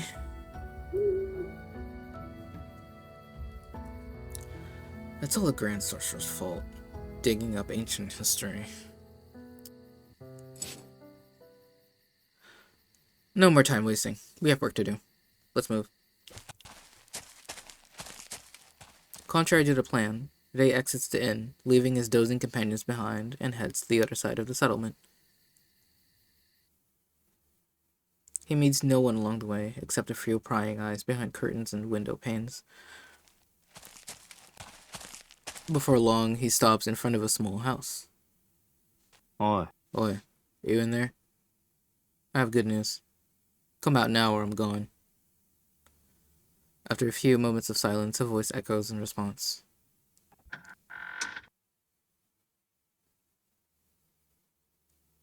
Oh? No need to be so hasty. You have good news, you say? Give it to me nice and slow. I can't believe they really have been fucking in there! Today, why are you throwing ass?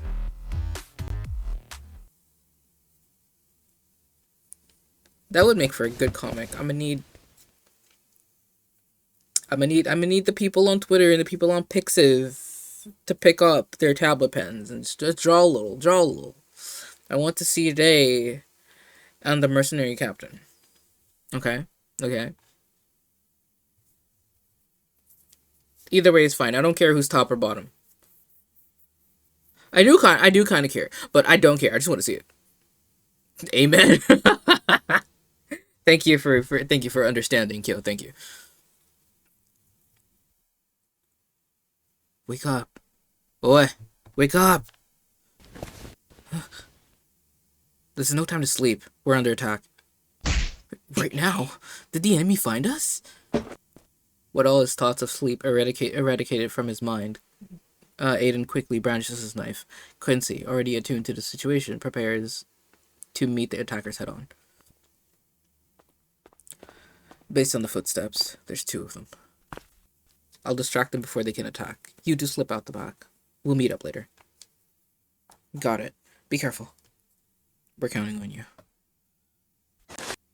As Quincy departs to intercept the enemies, Aiden and Ray escape through the back door and search for a place to hide. That way. Okay. No, not so fast, you two.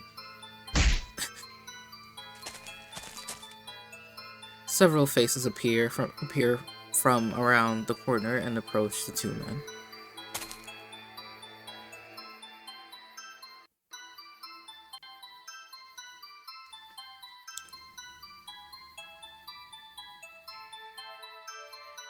I want to say not AI generated, but I don't have the best background art. Oh no, it's not AI generated. Like, they don't generate any art. Alright, they don't generate any of the art. It's just their art has been fed to AI generative models. So now the AI software will pump out art that looks like this. That's very sad. You see, I'm in a bit of a bind and in need of your help.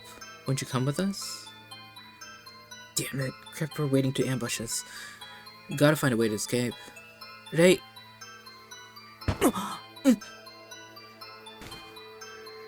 For the second time in recent days, Aiden feels a cloth-wielding hand cover his nose and mouth. However, this time a dizzying scent fills his nostrils. Actual chloroform? Come with me. A familiar snicker is the last thing he hears before his vision fades to black. Oh no! Kidnapped! After a short or potentially much longer period of time, he knows not when exactly he regained consciousness. The sound of wheels over gravel, his head softly tapping the wood interior, his senses slowly returning to him. As he opens his eyes, he's greeted by a familiar face. Otto. Hey, you're finally awake. Where are we? Day doesn't answer. Instead, he turns to talk to a tall, well-built man dressed in black. The noise of the carriage, however, drowns out most of the conversation.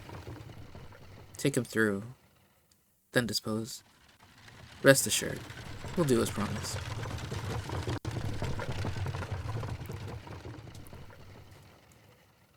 Is this the Aiden X Mob timeline?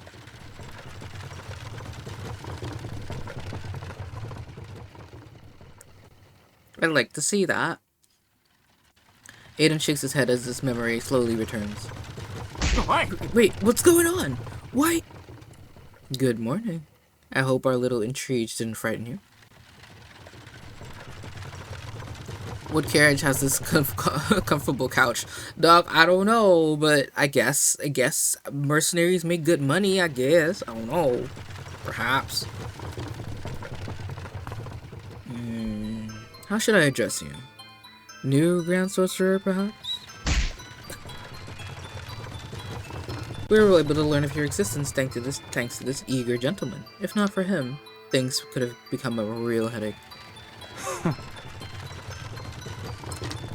Seems like the plan I proposed has been a big help. And the way you so enthusiastically accepted the mission.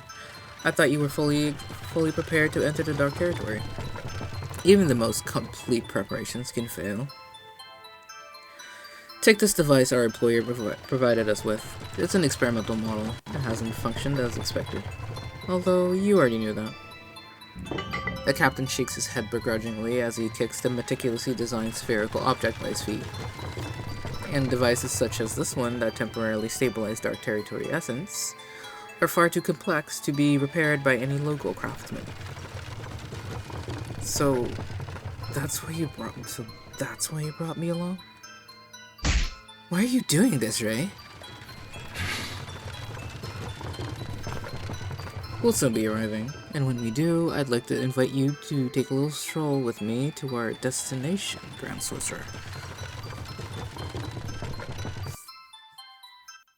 Oh my god, he's a traitor. Which I doubt, but...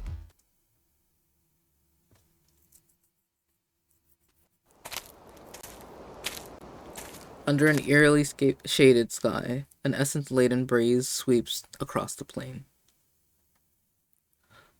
A pair of huge feet stride over the rubble and dead grass, the sound of each step echoing crisply through the silence. Crouching, the forest guardian surveys the ground and quickly discovers human tracks. I'll pretend to be surprised when he turns out to have had other plans all along. Honestly, you're right. When it turns out it had been a double blind, everybody's gonna be like, oh my god, Ray is so smart, whoa! You know? We gotta pretend to be really, really surprised, as if we did not know.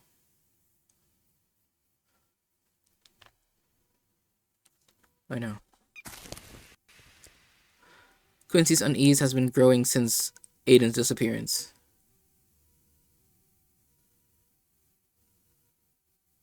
I can't think they're just standing in the carriage and not sitting down. Look, they're sitting. Okay, they're sitting. They'll just stood in the middle of the carriage. Quincy's unease has been growing since Aiden's disappearance. He clenches his fist, leaving finger marks in the dirt. This feeling. It reminds me of the days when I lost everyone I wanted to protect. Poor thing. You wish to enter into a contract and gain power? For the sake of the tribe? At first, all I wanted was to protect the area I knew so well from destruction. I know that you once fought bravely for the tribe, but as elder, I cannot ignore the people's concerns. Before I knew it, the looks in their eyes changed. Forget the promise. I was wrong to burden you with the responsibility of protecting the entire tribe. In the end, even the one I knew best disappeared from the world. No! The altar maintenance has been completed. Good work. Had rather too much fun, have you, old friend? Reluctant to end this little journey of ours, I mean, y'all can still go at it, you know? I mean, the bed is right there. You can just, if that's what you want to do, like, you don't need an excuse. Or perhaps, not a soul awaits you, so you'd rather go anywhere but home? Quiet. Oh my. Must one be needed by another to feel a desire to return home? Humans truly are fragile creatures, no matter how old they become. Are those ears just for show, or do you really not understand a word anyone says? Who cares if he doesn't want to go home? We can all go whatever we want. As lifeless as my old friend is right now, it makes no difference where he goes. Why is my man such a bitch? I mean, that's why I like him, but damn! As the years, months, and days passed, the Forest Guardian's heart receded into the darkest depths of his being and fell into the deepest of slumbers. However, eventually that feeling faded away.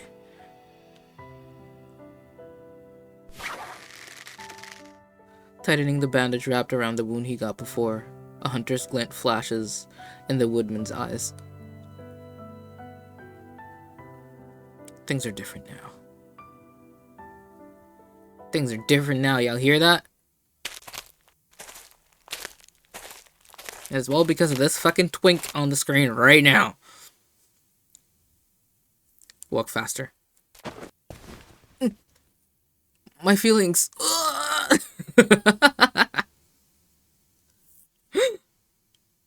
Give me a break. Hands tied behind my back and the ground here is bumpy as hell. I wonder how Quincy is doing.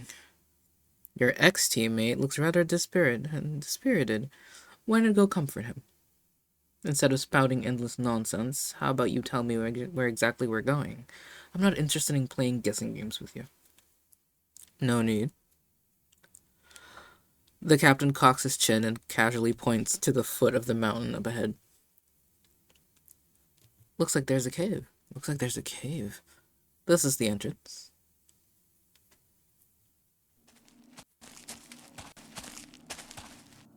Oh, fancy. The group enters the narrow cave opening and the view suddenly widens. Cold, damp air permeates the cave's interior, each footstep echoing off the slick walls. Walls made of slick? It's a lot bigger in here than it looks. Is this where the journal is hidden? Then page is gonna be moldy as fuck. Continuing deeper, they come upon a rusted metal door. The captain orders his men to push it open.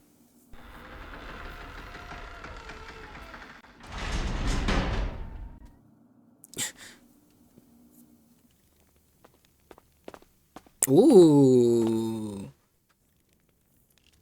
The mercenaries light some oil lamps and proceed through the doorway. Behind the door, in stark contrast to the rest of the cave, sits a man-made laboratory. Broken instruments litter the floor and dust covers every surface, indicating years of disuse. Just, what the hell is this place?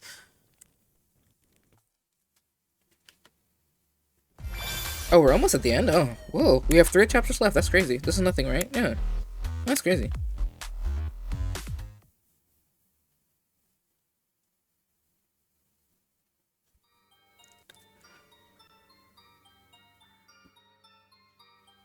Atop a raised surface in the center of the laboratory sits a huge but shattered gemstone. Its size, shape, and the way it's positioned seem oddly familiar. It looks just like one of the gemstone altars. Ray circles the gemstone, flipping through the old documents and papers scattered nearby. I see. They were performing these kinds of experiments. You two pack up the gemstone. The rest of you... Captain, we found a journal. Why does it look so clean, though? Like, this looks literally as if someone made it yesterday. What are we doing? It's not supposed to look dusty as shit. The royal family's crest. Looks like this is the real deal. No. Hey, I delivered the Grand Sorcerer and you found what you came for. According to our agreement, it's time for you to take me to your employer so I can join their research into gemstones. Hey! Is that why you sold me out? Quincy and I trusted you! Hearing his companion betray him so casually, Aiden can barely contain himself. His hands still tied behind his back, he angrily rushes towards Jay.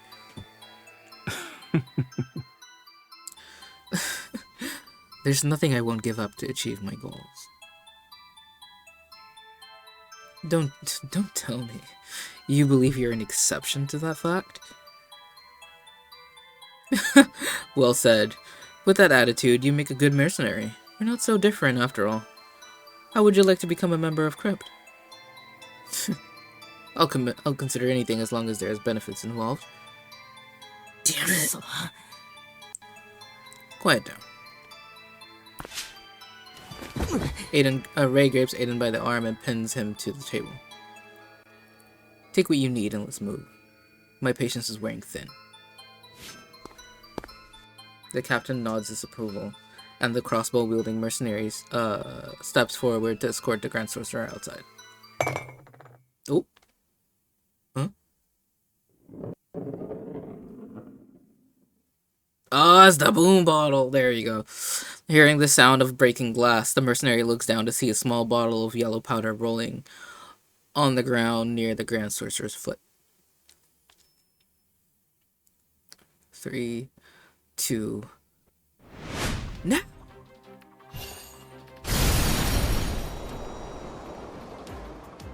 Aiden kicks the bottle and leaps for cover. The bottle explodes in mid-air, sending the mercenary flying.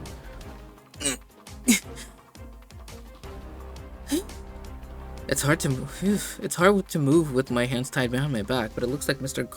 Crossbow got the worst of the impact. Get both of them. Following orders, the two mercenaries draw their knives and approach the two men. Your real goal was the gemstone, wasn't it? Such a shame. We finally made it to the laboratory, but it seems you won't be leaving. Ever. It's taking him so long. Take the Grand Sorcerer alive. Eliminate the other one. The mercenaries swarm, but the instant they make their move... Oh! It's over for y'all niggas, it's over.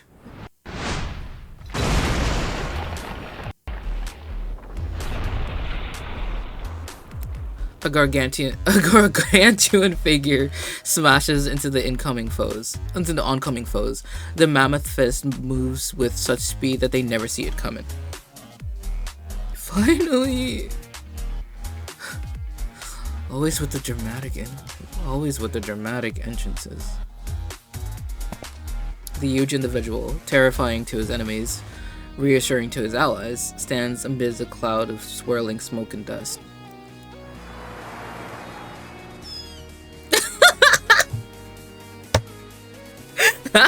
Sorry, that was peak comedy. You have Quincy standing there menacingly, and this topper just like squeak. All according to plan. All according to Keikaku.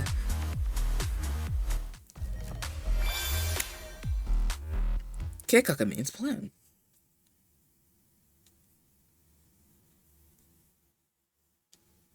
Returning to the three men's discussion of the so-called plan. Do you have a plan? I do, but something tells me a certain Mr. Worrywart isn't going to like it. I plan to trade the Grand Sorcerer for information from our rivals. Huh? Eh?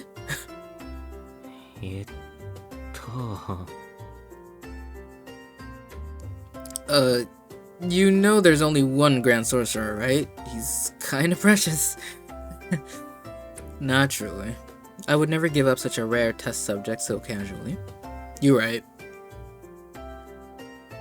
Should I be touched? Should I be touched right now? I'll deliver the Grand Sorcerer to them while feigning a desire to join their employer's research team. Then, when we reach our destination, we'll attack and take the journal for ourselves. If you two go ahead with the enemy into the dark territory interior, I'll have no way of keeping up. Relax. I have a little something to help make the best use of the Grand Sorcerer's essence.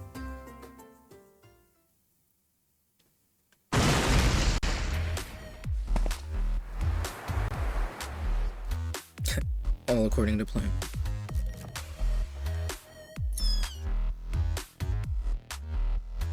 Cute. Standing on Quincy's shoulder, Topper proudly holds aloft a metal pendant inlaid with translucent crystals. Embedding a spirit ore filled with the Grand Sorcerer's essence into his essence amplifier, it creates an effect that temporarily stabilizes the area. But the effect doesn't last long. He did well to make it here in time. I pretend to be surprised now, right? Like, oh my god, Ray is so smart! Whoa! His brain is so big, yo! Come here, Grand Sorcerer. Coming. You usually are. Ray cuts the rope binding Aiden's hands. He furrows his brows as he spots Aiden's injuries from the earlier blast. Finally free. Are you hurt anywhere? Just a few cuts and scrapes, but nothing major.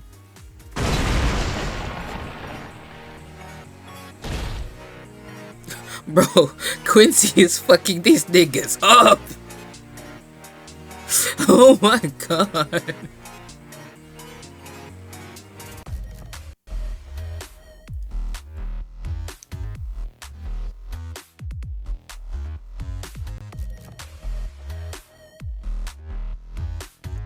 The sound of a wall crashing down echoes through the cave.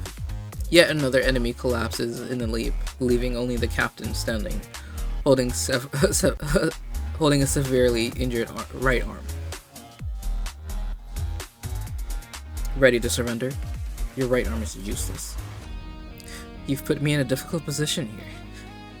Our employer put up a rather hefty sum of money, you see.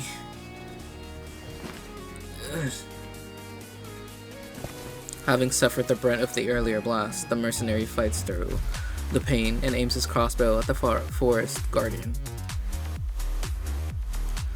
Don't even think about it. Ray unleashes a kick at the mercenary's waist, sending his weapon flying into a nearby wall. Without hesitation, Ray draws his dagger and swings it at the armed foe. Surprisingly, the captain drops his defense and dodges Quincy as he sprints towards his comrade. Is that his boyfriend? Ray's blade clashes against the captain's own. He stands in front of his man in a cold sweat. Even with only one usable hand, the captain grips his weapon and strikes a defensive pose. Captain, your arm! Don't make such a fuss. The captain? He was so ruthless in exploiting his allies before, so why would he risk his life to save one now? I'm really injured. I can't fight like this. Looks like it's our time. Looks like it's our loss this time. Stubbornly resisting only a few moments ago, the captain has a change of heart and surrenders. Honestly, Quincy, you should just punch his face in front. Surrender involves a show of good faith. Hand over the journal. With a wry smile, the captain takes the journal from his pack, places it on the ground, and pushes it towards Ray. Tied him up. Then let's get out of here. That one. Quincy wait. Mute again. Quincy swiftly ties up the mercenaries. Ray takes out a small dagger and the pendant containing the Grand Sorcerer's essence and places them on the table within sight but out of reach of the band of rogues. This pendant will allow you to travel through the Dark Territory, but the effect will last long enough to only get you to the settlement on the outskirts. Once we leave, wait a while. Then find the way to unstell yourselves, take the pendant, and go. How very kind. Aren't you worried we might come after you? As you are now. Talk to me once you can beat Big Head over here.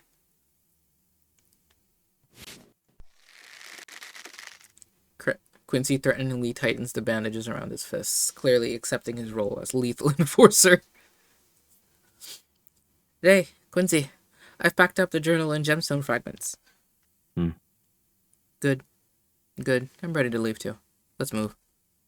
The three exit the cave carrying the journal, the experimental materials, plus an assortment of other research documents of interest.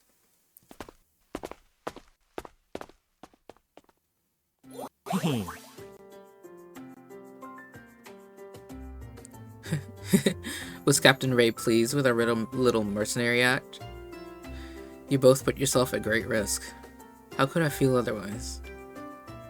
Too dangerous. We'll be doing that again. Understood, Mr. Worrywart. I'm not trying to brag or anything, but keeping up the act while secretly taking the boom bottle from you was no easy task. And then I had to make sure my kick was perfect, or else. Aiden jerks as he feels a sudden sharp pain in his side.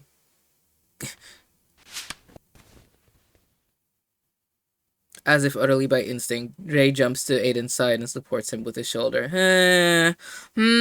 Wow, who would have expected Ray to act immediately when something's wrong? That's crazy. Oh my god. That's not very, it's not very stoic of him. Little devil. Boy, what's wrong? Are you hurt?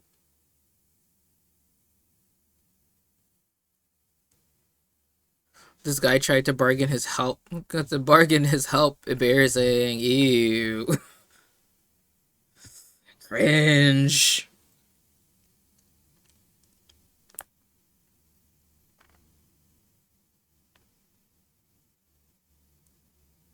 Don't worry. It's just a bruise from where I hit the ground. Nothing serious.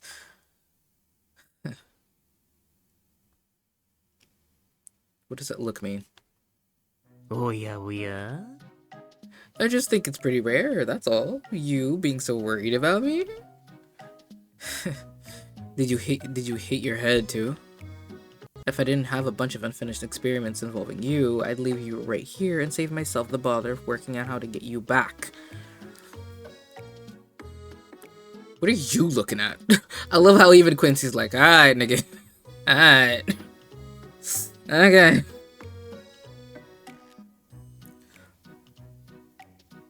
What are you looking at, Mr. Worrywart? Huh. Even toppers eating you up. I'm sorry. If even toppers clocking your tea, I feel like you gotta I feel like you gotta give up. Pack it up, Ray. Like even Topper is in here like, bro, you're doing too much. So it's like, that's kind of cringe. Whoa, Quincy totally burned you, Ray. Ray raises an eyebrow and lets out an incredulous laugh, completely taken aback by their usual reticent forest gardens witty comeback. You too. Pum, pum, pum, pum, pum.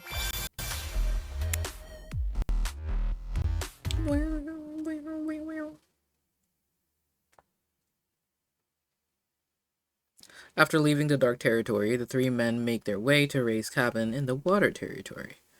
Here, they stay for a few days in order to further inspect and analyze their haul from the cave.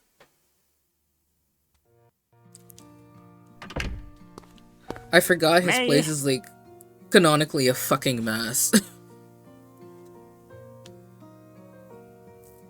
Quincy went to pick some fruit nearby. He'll be back soon. Where should I put this new oil lamp? Good work. You can put it wherever you like. The cabin's proprietor lies on his back atop the makeshift bed, holding the journal aloft as he studies its contents. Put it wherever I like. He might say that, but once he gets into his research, the documents and instruments start to pile up. I can barely even see the floor. No wonder your bed's all the way up there, Father. Otherwise you'd drown in all this stuff. Aiden finds a small vacant spot on which to place the newly bought items. However, a new problem arises. Where to sit?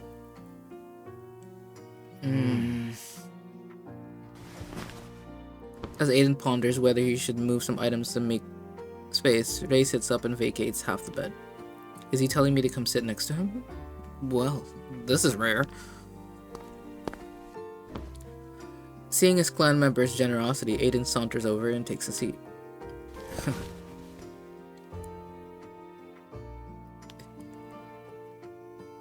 Is he yeah! Hell yeah. Aiden isn't the only one to get something out of the deal. Ray adjusts his position and leans against Aiden, becoming a sort of chair back. How's the research on the gemstone fragments going? Do you need my help with anything today? Nope. I've already clarified the gemstone's main functions. I'll look into its other uses later. Ray points to the dissected pieces of gemstone on the tabletop, his gaze never straying from the contents of the journal. Based on these notes, I've determined that it's an experimental replica of an altered gemstone used by the First Council of Sorcery to solve the issue of dead zonification. However, due to a lack of available information at the time, the experiment failed to progress beyond the preliminary stages and was far from a success. When you put it like that, maybe the gemstone wasn't as valuable as we'd hoped. How about the journal? It mentions a few primitive theories, some of which have since been further explored and expanded, and others that have since been proven false. If I were to use it as a source for my current research, it would help clarify the system and direction. Ray speaks without emotion, but a haze clouds his eyes, almost as if he's floating off to another time and space. Looking at him, I'm guessing that's no ordinary journal. In fact, so does it hold value? Ah. I suppose so. Succinct as always. The door opens and the fair-haired forest guardian enters the cabin, holding a sack full of freshly picked fruit. He blankly scans the room. Where can I put this? I asked the same thing. Yeah, here should do. Ray Quincy uses his foot to move some objects aside to make space. Ray immediately shifts his attention away from the journal. Stop! Just give it here. You'll mess up my specially arranged layout. Or how about you explain the layout to us? Then we can help tidy things around here.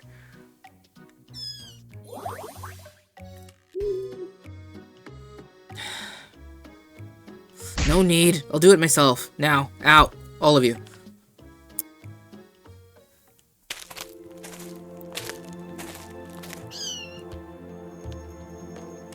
Yeah, we're almost at the creek, right? And there are tons of fish, and they taste great barbecued. They taste great barbecued. See, Quincy? I totally understand everything he said, right?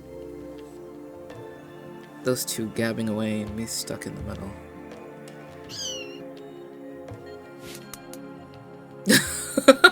Topper angrily pats the stoic forest guardian's cheeks with his tiny paws. Yeah, mostly. He's becoming more and more familiar with the little devil. The wildlife here is pretty different from the wood territory, but I still managed to find materials to make a new fishing net. And don't worry, Topper didn't help me cheat. Oh. Ah, there's the creek.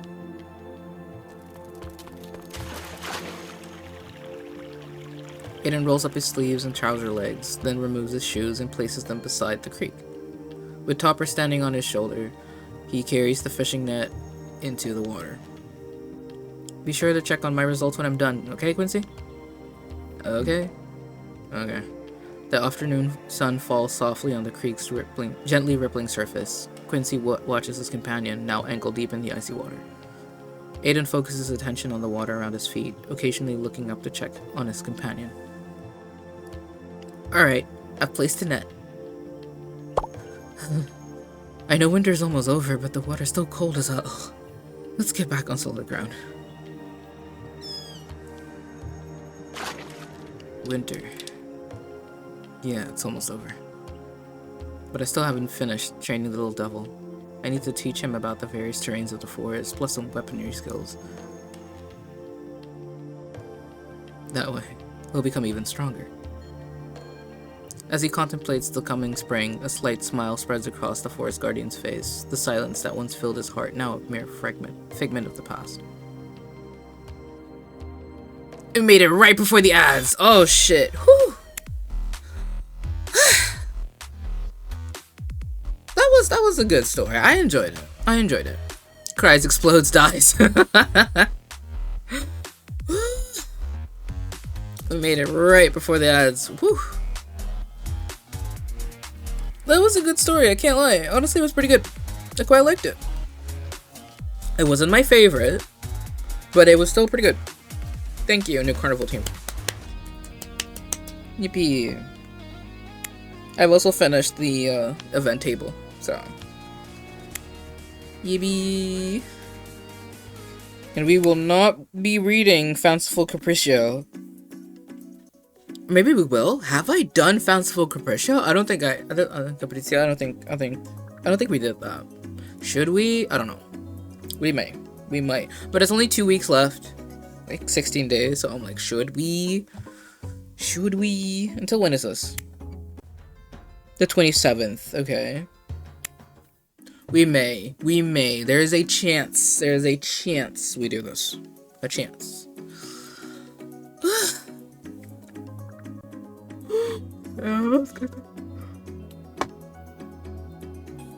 But yes, right now I think that's it. For us. That's it for today. Next time I see you is on Thursday, same time as today, and we will be checking out all sorts of Fall Guys clones and things that are like, this is Fall Guys without it being Fall Guys, you know what I mean? There's a bunch of them on Steam. There's a bunch of them on the internet, like around. We'll be checking out a few of them.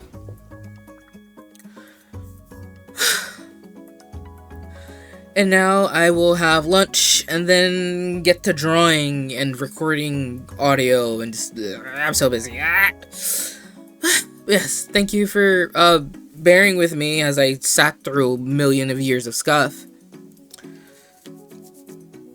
But finally got New Carnival working and, you know, sitting through me talking about BL at random. I will see y'all again on Thursday.